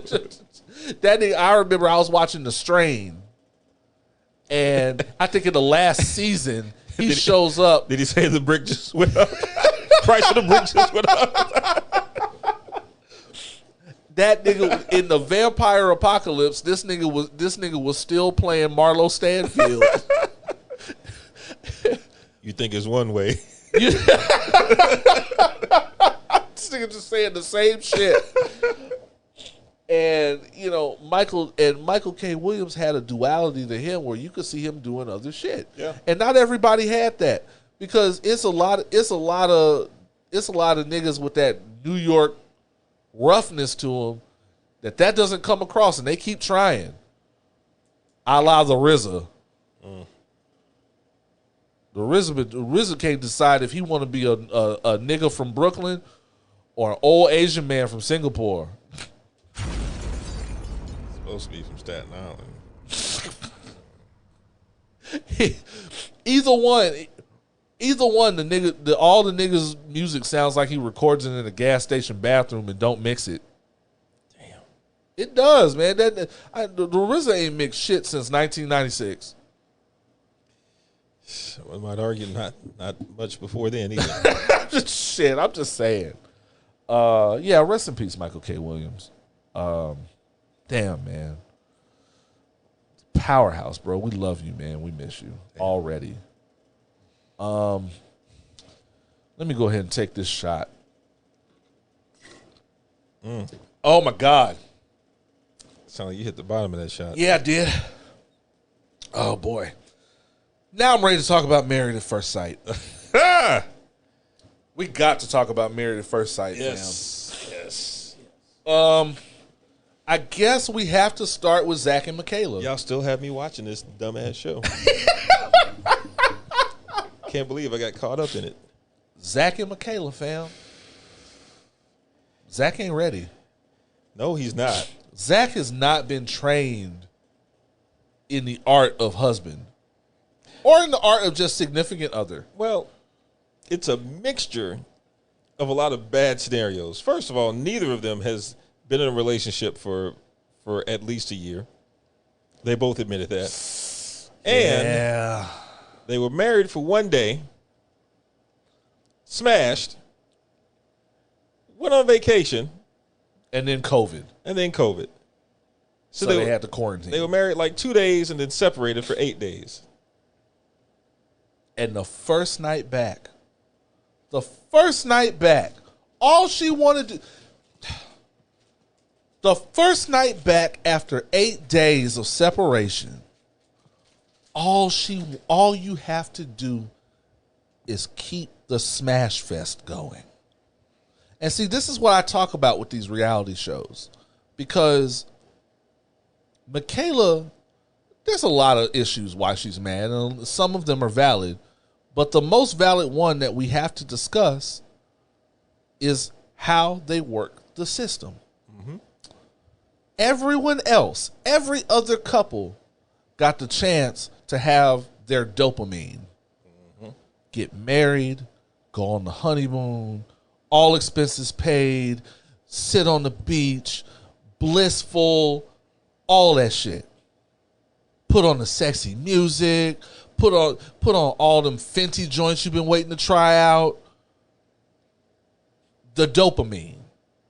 And now we're seeing what happens when they rip the dopamine away. This is why they do it in the order they do it in. Zach and Michaela did not get their full dose of dopamine. This means more to Michaela than it does to Zach. They also, and it seems like the whole time that they were apart, like they didn't really talk to each other either.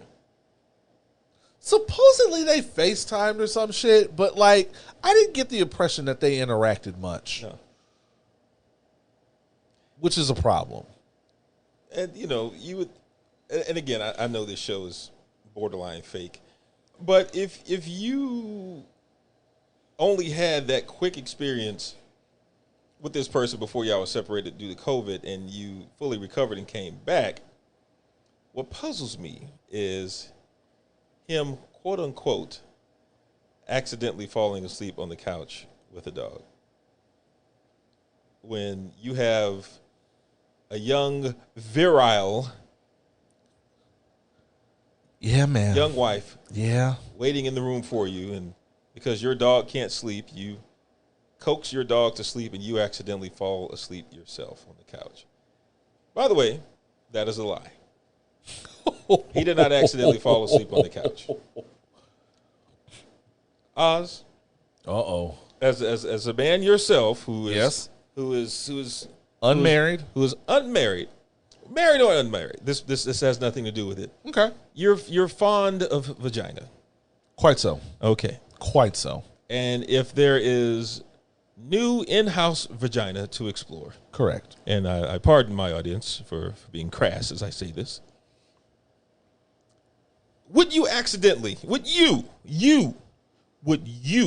and more importantly, would 27-year-old you accidentally fall asleep on the couch? 27? Would I fall asleep on the couch? I'd nod. I might nod off. Couch is comfortable and air's right and the air conditioner's right. I might nod off. What he's talking about, where he was gone for hours? No. Especially not with no fucking dog. Well, that was a whole nother story. So he got up. So not only did he accidentally fall asleep on the couch that night, his first night back. I'm not saying he's lying. I'm saying that his head wasn't in the game. He's lying about accidentally falling asleep on the couch. I'm just putting it out there. That was a lie. But he got up at 7:00 in the morning. Yeah, 7 in the morning. Said nothing to her. Left the house to take the dog to daycare, which took, by all accounts, it took approximately 2 hours for him to take the dog to daycare and to get back home, during which time he never alerted her to him leaving, nor did he return any of her texts or calls during that period of time. And again, I say, us, unmarried or not, if it takes you a 2-hour round trip to take your dog to daycare, you are lying. Yeah. And Houston is a spread out place. It ain't that spread out. It ain't that spread out. Especially for people with dogs. You're not going to put your dog in a daycare Nope. that has a 2-hour round trip. I will not. That kind of defeats the purpose. I will not. The dog daycare that these fools over here go to is literally 2 minutes away. It's 2 minutes. If I stand on top of my house, I can see the place from here. If it's farther than that, what's the point? Right. So either he had cold feet or something was going on. And mix that with Michaela not getting her full dose of dopamine. Well, you saw that camera footage when she smashed it. When she got so mad, she smashed that box of wipes. And this was in like February of last year when you couldn't really find them shits. Yeah, man. Man, that was. And them wipes look like the real Clorox joints. The actual Clorox brand. Man, you couldn't find that shit nowhere. So you know somebody was looking at that when they shot that B-roll like, let me go and grab that if you're not going to use it. It's a production assistant. Snap that shit up. Put it in a Ziploc bag. Was like, on a hundo. I got it. Man, and so when Pastor Cal showed up, he had a lot of cleanup to do. And then these therapists show their ass a little bit. These therapists show you where their own biases lie. Yeah. I've said that before, that it seems like this season and last season, the therapists, I used quote fingers, the therapists are looking and sounding a little more like producers. Mm-hmm. The producers pulled them to the side and said, we got to keep this shit a little spicy. What are you going to do to maintain the spice? And Pastor Cal said, I am going to turn motherfucking cartwheels intellectually. He did. To keep this shit spicy. And indeed he did. Because when he found out what was going on with Michaela, what was going on with Zach, and he knew that Michaela was insane. Yep. He saw it he saw it with his own eyes. Zach didn't have to do anything to illuminate this point. He saw it then, looked at Zach, and made, I'm saying this from watching enough reality TV, made a producer's decision. Because in most times, like Love and Hip Hop, you can tell there's a moment when a person has a real life crisis of faith, has a real life emotional moment where they can't take this shit no more, and out of nowhere, either the head producer in what reality shows called Video Village, in the production trailer, or Mona herself will show up very quickly. You'll only see the back of her head, pull you to the side and tell you to get your shit together. Yeah. They never actually play everything she says, but it gives you the impression of suck it up and get your shit together. It probably starts off with, you want this check, right? 100%. Pastor Cal had a producer moment. I can either talk these people some real shit and tell them they're not ready for what they're doing. They're not. Or I can tell Zach to keep it. I can tell Zach to maintain discipline, like Chairman Fred would. Let's get this season wrapped up. He's trying to keep them on board for 6 more weeks. Correct. Because it's correct. It's not a good look. Because he saw Paige and Crystal just give up. Yeah, because Zach was definitely wrong, and Michaela was also on the wrong side as well, because she very much overreacted. 0 to 100. packed all her shit, Packed her shit. put on a mask, and walked out. This nigga came back. This is how this nigga's day went. Yeah, Like, this nigga came home to a chick missing. yeah. Either missing or ready to leave. He was like- Unless he said the right thing in 30 seconds. And he didn't say the right thing at first. He did not. He did not. Let me tell you something. My problem is I feel like the punishment didn't fit the crime. Because Michaela is insane. Now, granted, there are, when they reveal the abandonment issues from, the passing of her father, I'm not as quick to call her insane as much as, she's still deeply affected by something that may not have been resolved yet within her. I can concede that. Now, I still say that she overreacted, but I also still say that this show is stupid because you're expecting people who've only known each other for a week and a half to Pick up on all those things. right, and it's not possible. That's not how it works. And I'm pretty sure when your boy was sitting there in that hotel room by himself for a week, the entire time he was like, "Man, what the fuck am I doing?" And when he got back, he didn't feel like, unlike the rest of them, he didn't feel like he was married. He didn't feel like there was a connection. He didn't feel that closeness. Yeah. Because that closeness would have had him write a cutesy little note before he left. Or it would have had him do what I do at 6 o'clock every morning when I'm heading out for work. All right, I'm out. Yeah. And then leave it at that. Oh, you gone? All right. Mm-hmm. And then sometimes, sometimes if she don't hear me, I'll get a call. Oh, so you just left without saying anything. You were dead asleep. Okay, yeah, you're right. And then that's it. Man, let me tell you something. I'm not married. I have no aspirations towards marriage. Because honestly, and this is not including you, of course, y'all have the closest thing I've ever seen to normal people having a normal marriage where two normal people have normal human responses to things. That's scary. That's scary. Because I also get to see both sides of it, but continue. But married at first sight, whatever dreams I ever had in my lifetime of marriage, married at first sight diminishes that even further. You know why it does?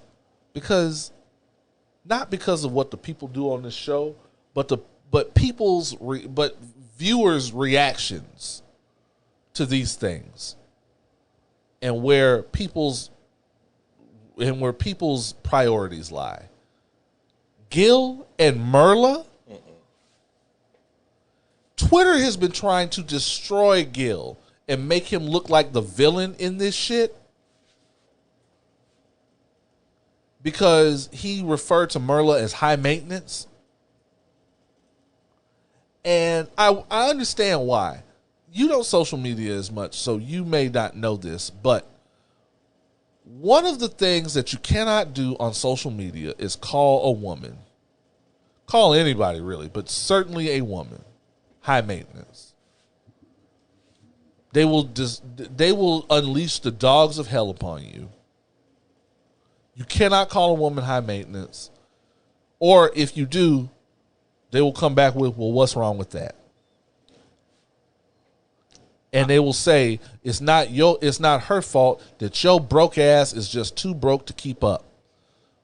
And they've tried to paint Gil to be like some kind of just homeless bum that's jealous of Merla's money. Which I don't see any of that.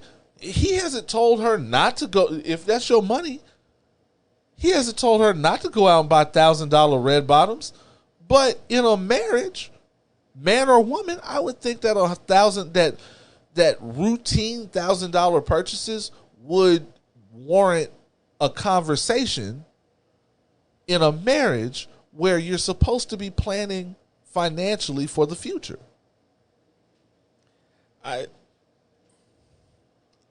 And women hate this when you say high maintenance. You know, to a certain extent, if she's living within her means, She is. She was talking about she has $70,000 of clothes in her closet. yeah, I mean, if she's living within her means, maybe she's not high maintenance. Maybe she is compared to the standards that he is accustomed to in a woman. What I fault Gil with is with his forced optimism in the health of his marriage. Because he keeps saying stuff like, my wife and I like to joke with each other all the time. We like, cracking jokes on each other. You are joking. You are the only one that's joking because you're trying to get to the point where you smash. She is not joking. She has been very straightforward about her tastes, her aspirations, and what she wants to do with her money. And granted, you know what? Again, y'all, this is a stupid show where people who have their own lives are coming together in the span of literally a day. I am not combining my.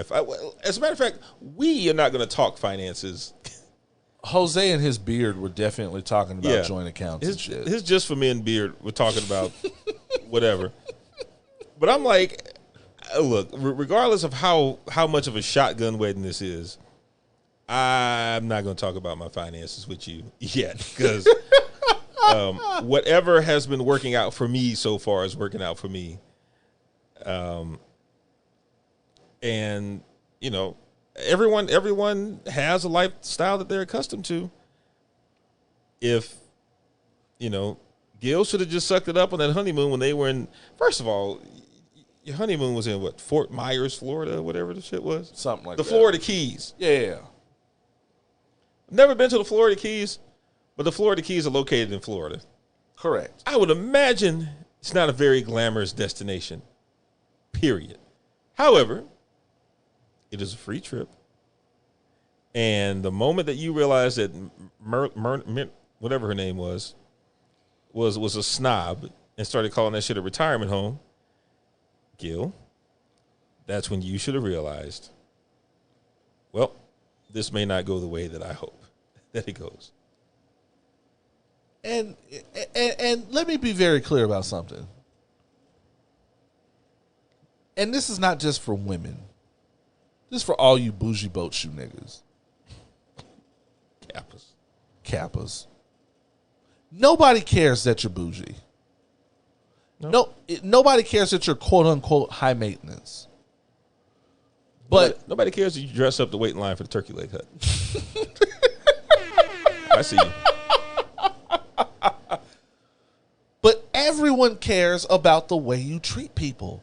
No one cares that you like quote unquote like nice things. Nobody's jealous that you like and can afford nice things.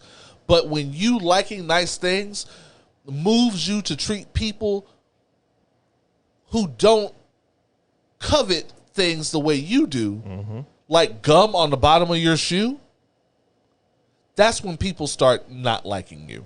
And that's when people start pointing out that you are in fact bougie and high maintenance. When it causes you to treat people who don't live by your set of standards a certain way, that's called character. Yeah.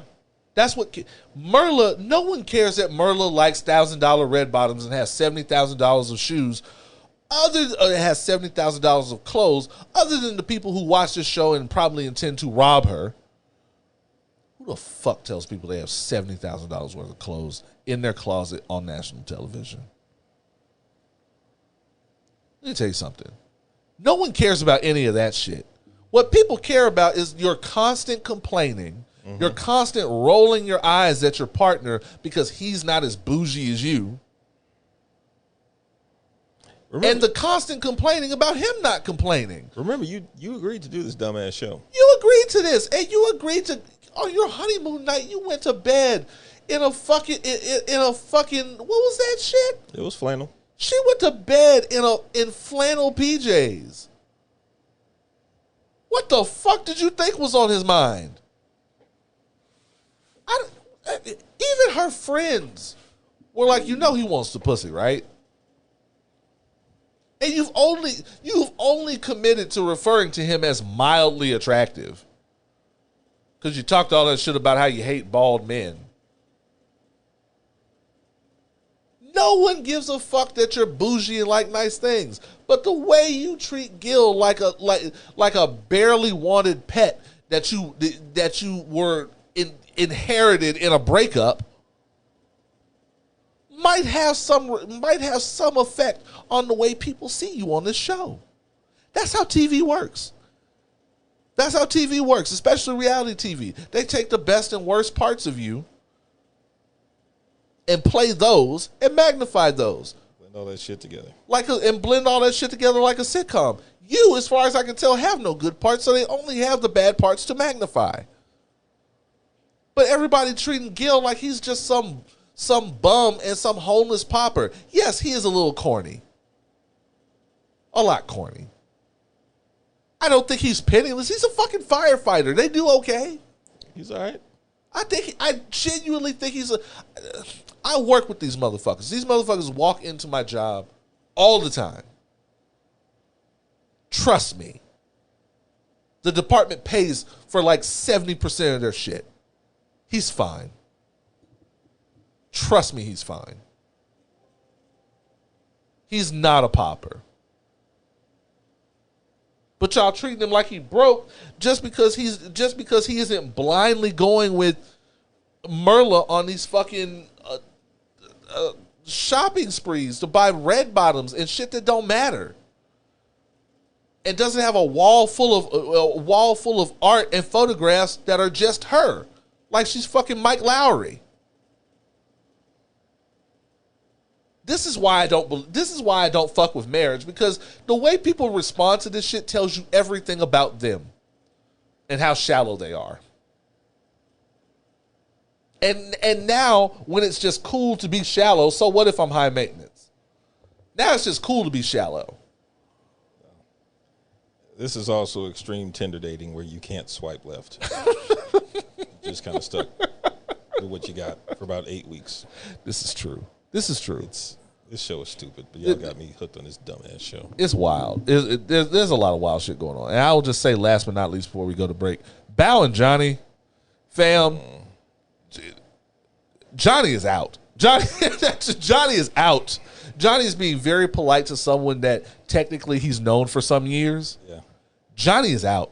Johnny figured out that this bitch don't shower at the appropriate times. How the fuck you tell me you just came from the gym and you just gonna get right into bed and you expect me to want to fuck you? Well, maybe, but probably not. Probably not. That's not gonna happen.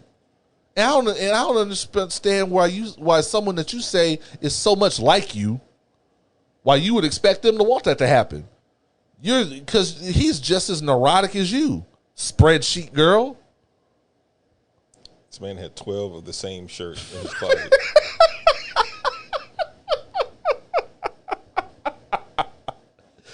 This nigga had off-white, he had beige, he had khaki. He had blue, he had bluer. he had azure. Yeah.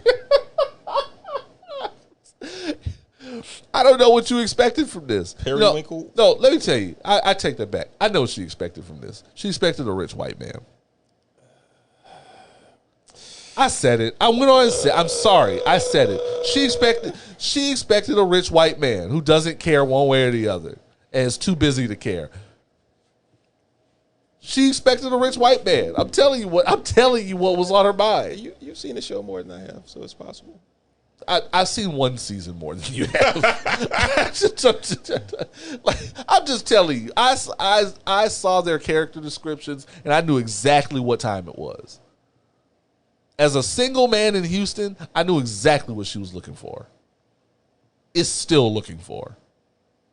Damn. She wants the Johnny model, but in Michael Cera.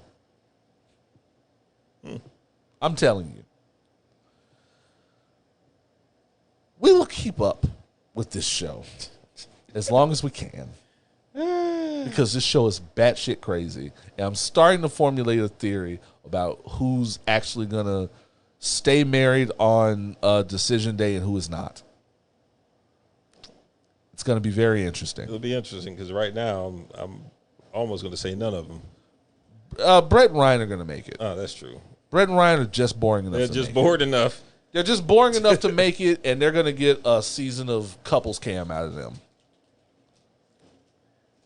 Believe it or not, I think Zach and Michaela might end up doing it once they have enough blow-ups. Because I think we haven't gotten to the big blow-up with Michaela yet. If there's a bigger one, I'm excited. Yeah, I think there was a bigger one. And Gil is just hanging on by a thread.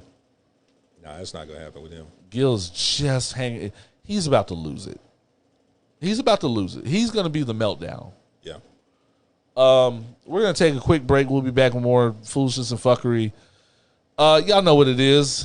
Sober conversation with the least sober team in podcasting. Pour up.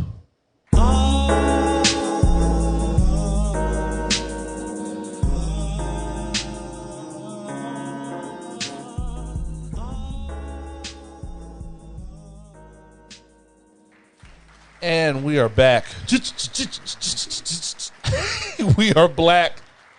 We are opinionated. And I have to say, I've been drinking straight at least since this nigga told me Michael K. Williams died. Oh, yeah. Oh, man. Oh, you put a dent in that bottle. It is Labor Day. I mean, fuck it, bro. It's Labor Day. It is. It's time for white people must be stopped. This is why I don't fuck with white people. This is why I don't Hit him with another one. Oh, I thought I was stopping. So I went to see Shang-Chi. Yeah. Shang-Chi and the Ten Rings. The latest Marvel joint. It was interesting. It was my first time going back to the movies. It was my first time going back to the movies in 2 years almost. No. The last time I went to the movies before the pandemic was The Photograph. Damn. Yeah. So, it was interesting. I first of all, I remember the movies being a lot more expensive. I was looking around. I was like, "Oh, this ticket seems cheap." They're trying to get anybody in there that they can. The refreshments, I think I spent $10. I was like, "Guys, is it just me? I'm sorry, I haven't been to the movies. I haven't really been out socializing in a while." DoorDash has inflated your. Didn't this seem like I was spending more money? And she was like, and she points to a sign that says, "Please enjoy our reduced prices on refreshments." Oh. At the cost of no refills. Oh. But I mean, look. Hey, I usually don't get up 40 refills anyway. I was gonna say 40 ounces of an icy is all you need, bro. So I sit down. I'm pretty early. See all the little stupid commercials they have before the real commercials. I see what I couldn't possibly think that I saw. And they had a few stupid ass little trailers. Roland Emmerich's new dumbass movie about the moon crashing into the earth or some shit. Not gonna watch it. Not watching that shit. Y'all ain't sucking me in no more. Roland Emmerich just has stupid ass. He just has a stupid ass premise that he writes around. And it only worked with Independence Day. What if aliens blew up the White House? Well, you beat them by punching them in the face. Apparently. Exactly. Who do you send to save the world? Mike Lowry and the guy from Jurassic Park. So then I hear a song that I have not heard in 15 years probably. And I hear words that I have not heard in 15 years. Hi, I'm Johnny Knoxville. Welcome to Jackass. Y'all, fam,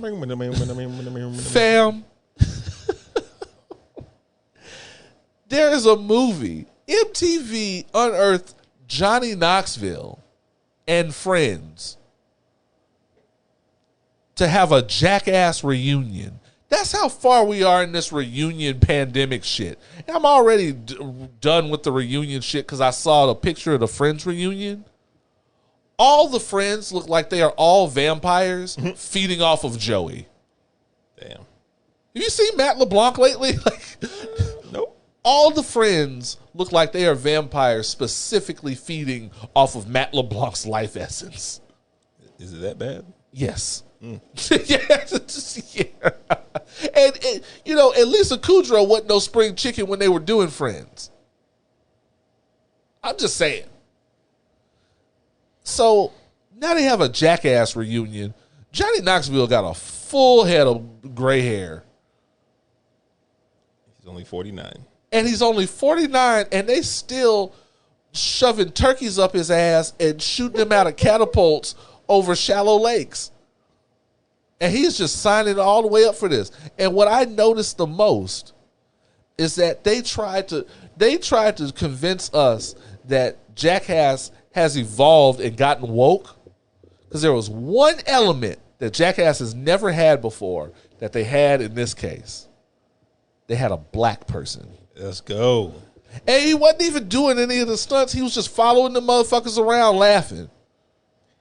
Now, Trying to convince us that black people do this shit. Now, granted, if you, a black, were anywhere around them Jackass dudes and they were doing some shit, would you be participating?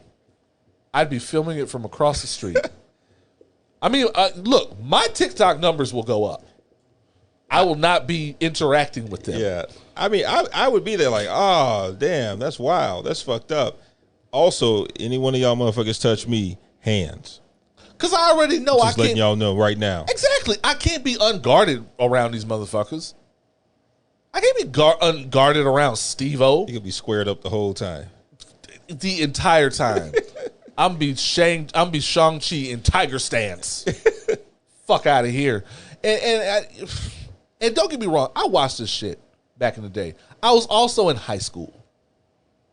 I was a hard 17 watching Jackass. So Jackass looked like the craziest shit in the world to me. Nowadays, it just looks like standard run-of-the-mill white people shit. It's like they were trying to compete. It's like they saw niggas running up and down these fucking crates, and they said, okay, we got something for your ass. We'll show you the white people are the original stupid motherfuckers. I give you Jackass, the reunion. I mean, I might go see it. I'm not paying money for that. I'm not paying money for that. Hit me when it gets to Paramount Plus. I just want to know if any of them have any like testicles left. No, bro. Because they just been... Steve-O done told us he got one missing from one of them stunts.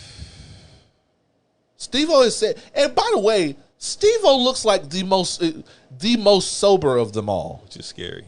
Which is frightening because we know Steve-O went through a lot of shit. And Johnny Knoxville, you know, it's hard to believe that there was a time when Jackass made Johnny Knoxville like a household name.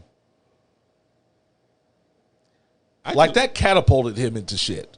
Yeah. I want to know how fucked up Bam Margera is if they won't even let him. Bro. all the drugs then just went to his waist and belly. All the drugs. That nigga, he's gone. He's gone. Like, I know a lot of you motherfuckers have no idea what we were talking about with these white people. There was a time when Jackass was like the epitome of what MTV had to offer. This was so fascinating to people. I mean, Jackass was a household name at one time. They used to make like Saturday Night Live, Mad TV skits off of this shit. Jackass was I don't look back on my childhood and shudder very often. But when I think about sitting around watching white boys staple each other's assholes shut, I have to wonder. Yeah. And I got women to watch this shit with me. That's white privilege, by the way. That is maximum white privilege. You see niggas stapling each other's assholes shut, We're going to have a whole think piece unpacking about homoeroticism. And also, at least one of them will be dead. Absolutely. Absolutely. The cops will just find him. The cops will just find him outside in the middle of the street. This your shit? We just found him like that. Nah, his asshole was stapled closed when we found him.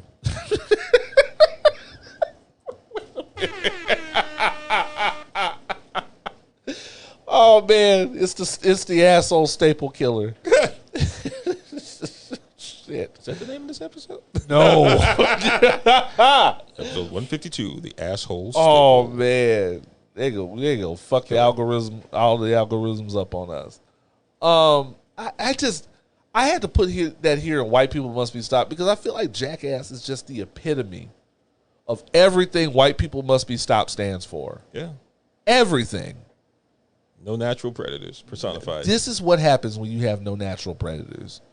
White people with nothing to do, no natural predators, and no sense of self-preservation to speak of. None. And not only and those by 2021 standards aren't even the lunatics. We got motherfuckers right now passing legislation to basically staple women's vaginas shut. Mm-hmm. Yeah. Only for the purposes of baby making. What's wild is I don't want to go into all the nuances of this dumbass law, if you want to call it that. With most laws, and what really makes this one fucked up is, so first of all, they're trying to effectively ban abortions after 6 weeks. And typically when you do that, you make it a law that's enforceable in court where people can be prosecuted for doing things. But no, here's what's wild about this particular law, if you want to call it. If a woman in the state of Texas actually gets an abortion past 6 weeks, nothing happens to her. They can't prosecute her because they're not enforcing the person receiving. They're not enforcing it on the person receiving the abortion. What they are doing is they are deputizing citizens of the state to file lawsuits against anyone that assists someone in getting an abortion. They're putting a bounty on niggas. They're putting a bounty on people that the citizens, you and I, the citizens of the state, can file a lawsuit. So if you personally become aware of someone getting an abortion after 6 weeks, you, Oz, can file a lawsuit against the person that took them to the clinic. You can file a lawsuit against the doctor that performs the procedure. Because all of this that's happening is totally my business. Yes. And now Uber has already stepped up and said, look, if any of our drivers get caught up in that bullshit, we got y'all covered because that's stupid. It's some bullshit what y'all are doing. And I assume a lot of medical professionals are going to have the same thing as well. Again, what makes it fucked up is they're deputizing citizens to effectively place lawsuits against people who are having this done. Which is why I say the solution to this is to stop fucking Republicans. Stop it. Stop fucking them. Women, stop fucking Republicans. There's a lot I don't understand. And even us having opinions on it feels like too much. Yeah. And I feel like we're in the right. And even us having opinions on it feels like a lot. Just stop, bro. Yeah, I mean... just stop. That pendulum is going to swing back really hard. The motherfuckers. It's going to hurt. But, you know, when... And I would say stop fucking Republicans, but I think their wives... are in on it? They've already stopped anyway. I mean, they're in on it because no matter what happens, there are white people with a degree of privilege that are going to find ways to rectify the situations for themselves. Yep. So they're good. And demographically, they're actually going to affect their constituents a lot more than they think they are. I don't even. I'm so disgusted. Send your racist stories. I'm not even gonna send your racist stories. Send your racist real life encounters. Anything you think we missed in the news with your questions, your listener letters, questions for myself and D. Randall. Send all that to opinionswhileblack@gmail.com. Log on to opinionswhileblack.com. Donate, buy merch. You know the deal. We'll be right back. We're going to wrap it up with listener letters and the top 3 STFUs. This is Houston's most savage podcast. Pour up.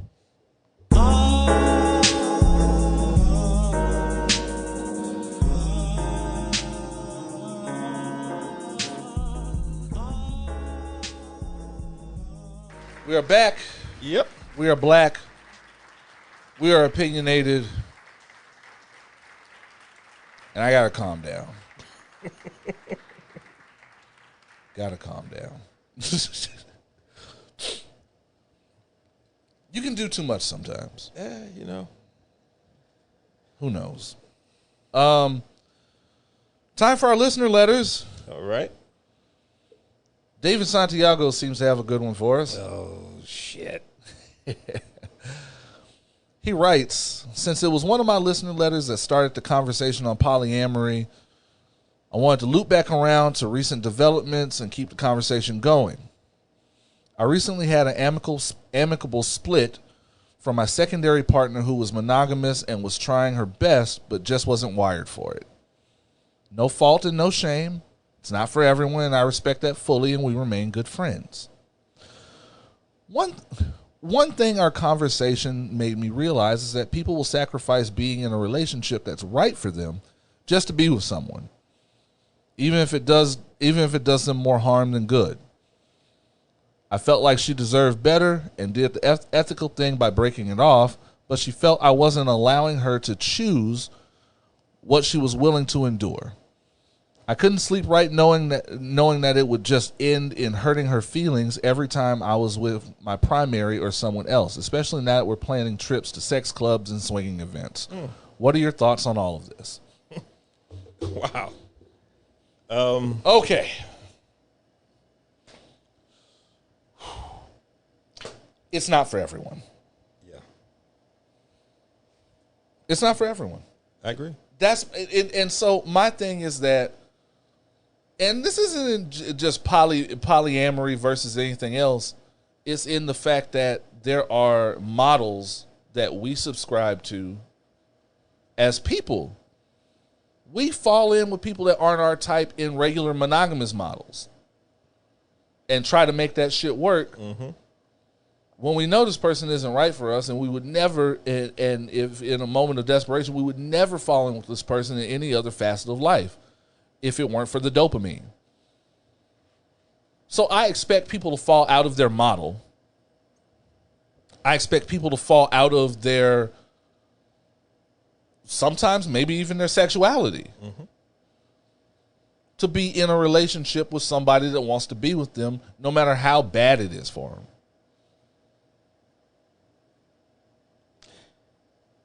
And I agree, and it's like I said, it's not for everyone. Monogamy is tough enough, especially managing. It's impossible. Yeah. Well, I mean, it's not impossible. It's not impossible, but I mean, as difficult as monogamy is, in the era of social media, we don't make it any better. Yeah, I can imagine that polyamory is even more difficult.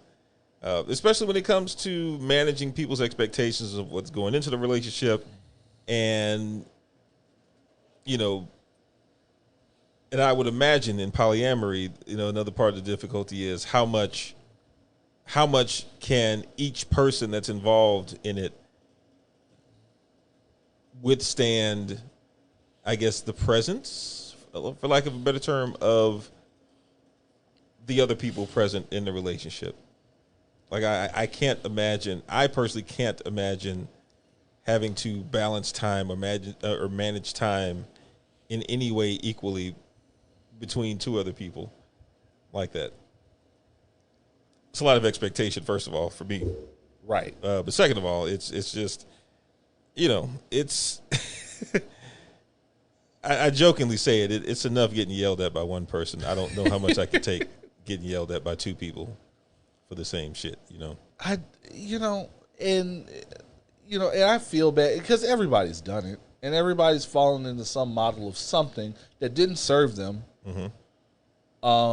because they thought there was some imagined happiness on the other side of it. Right. There's not. Follow your first mind,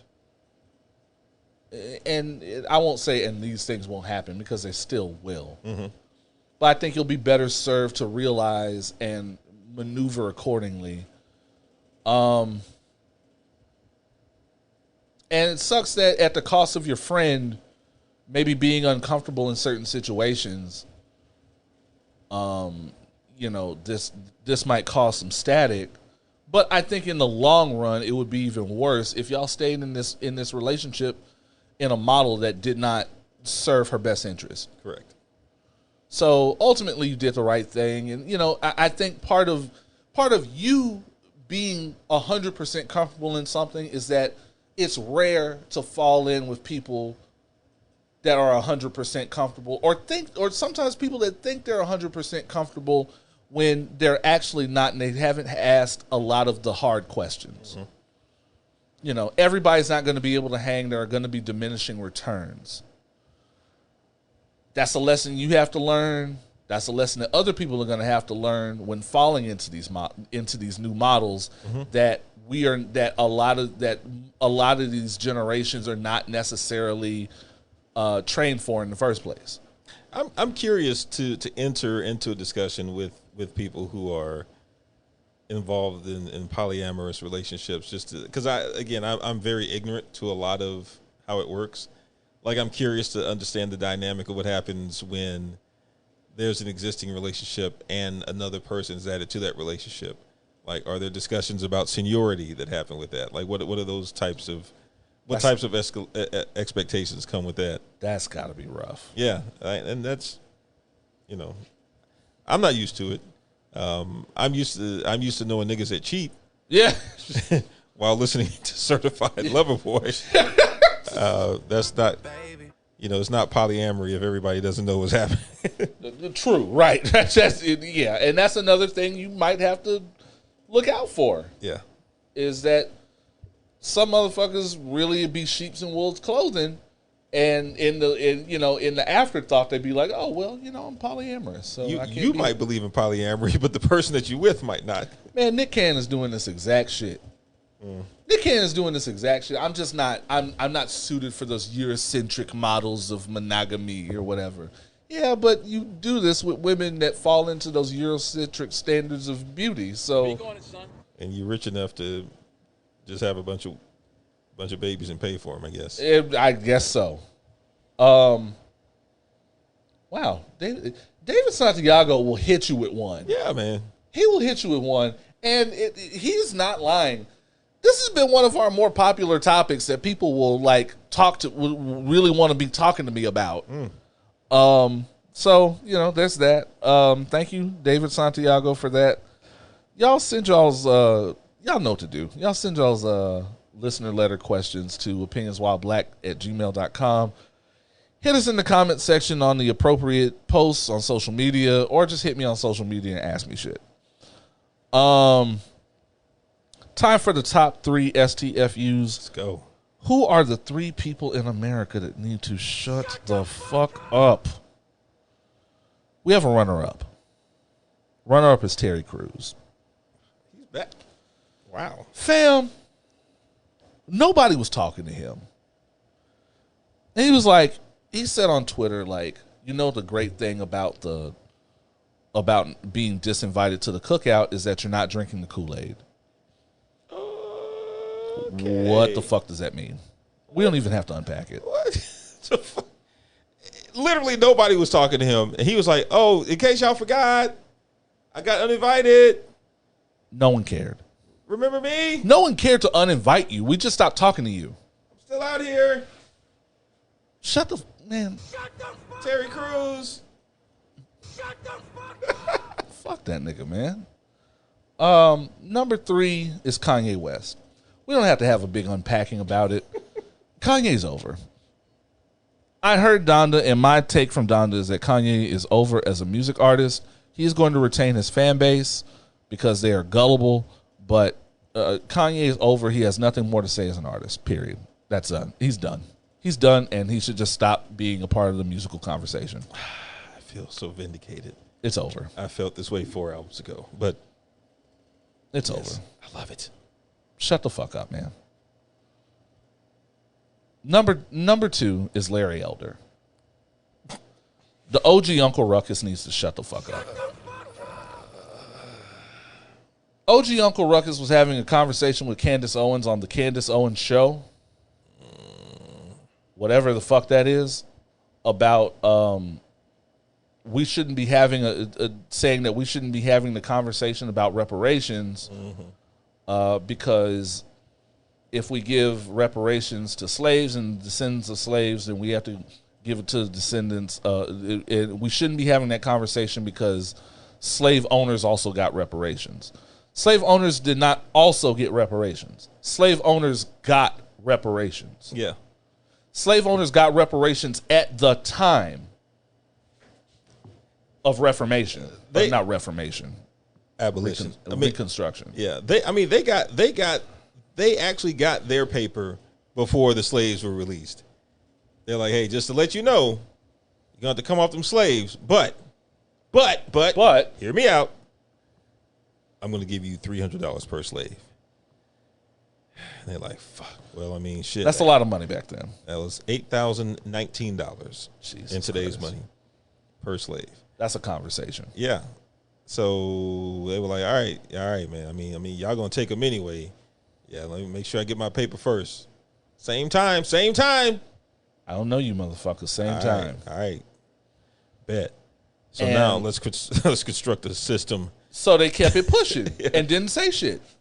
And meanwhile, a lot of black people, a lot of slaves, and a lot of people who came from slaves didn't get any reparations because they were too busy relocating. They were too busy running. And they were too busy being owned. Correct.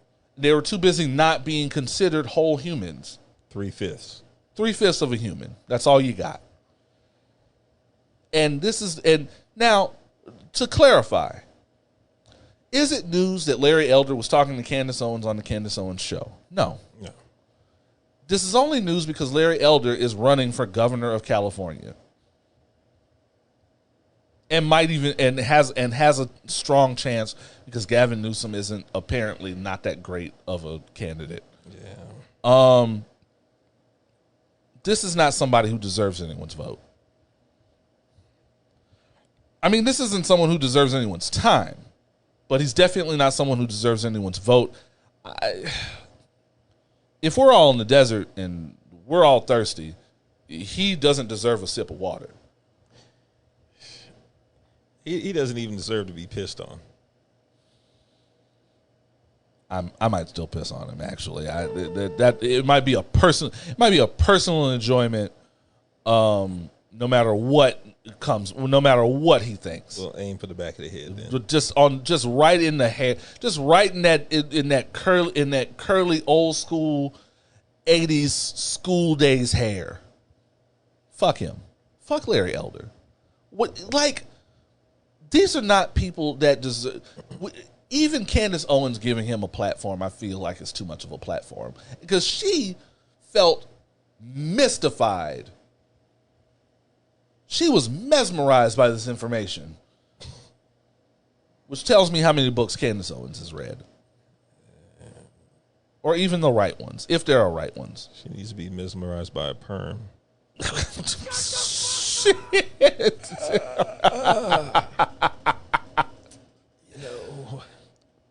Larry Elder got to get the fuck out of here, man. Like, in 2021, we don't have room for him in the conversation. Nope.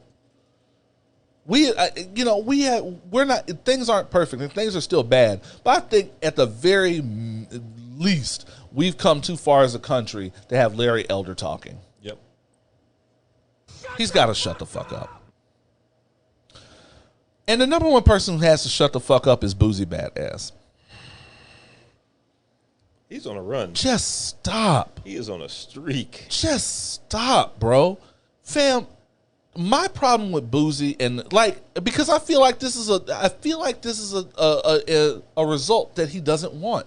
I feel like he's going so hard on the Lil Nas X shit, on the homophobia shit, that he is becoming the new face of homophobia in hip hop. And I don't think he wants to be that. I don't think he cares at this point. You don't think he cares? Nah. Actually, I don't think he really knows what that means. He just knows that he don't like gay shit. Yeah. And you're right. And the thing is, no matter what you inform him on, he's going to be strong and wrong on it. Because and I think that's what people see in him, because he's just a prideful nigga. He's going to be one of those dudes that says, well, I don't know about all that, but I know I just don't like that gay shit. Right. Just keep that nigga away from me. I ain't got a problem with it. Just don't come around me with it and I'll kill you. You know, that's the kind of shit that he'll say. Right. And what fucks me up is that he's been a part of the penal system. So I know he's encountered it. You said penal. God damn. The penile system. Let's go, man. We out here. And so I know he's been around it. He didn't see somebody holding pockets. You know, they always say when someone is that against something that they're, compensating for. There's got to be some feelings, some there. Latent tendencies in there. So I'm saying, I don't know what he stands to gain from this, and maybe there's nothing to gain from it because he doesn't understand the depths of what he's saying. Homophobia in hip hop does not need a face. And I want him to shut up. And not that I just give that much of a fuck about Boozy. I just want him to shut the fuck up for his own sake. No, I just want him to shut the fuck up for everybody's sake. It's just getting out of control. It should not be this much of a conversation. Somebody said that the B in LGBTQ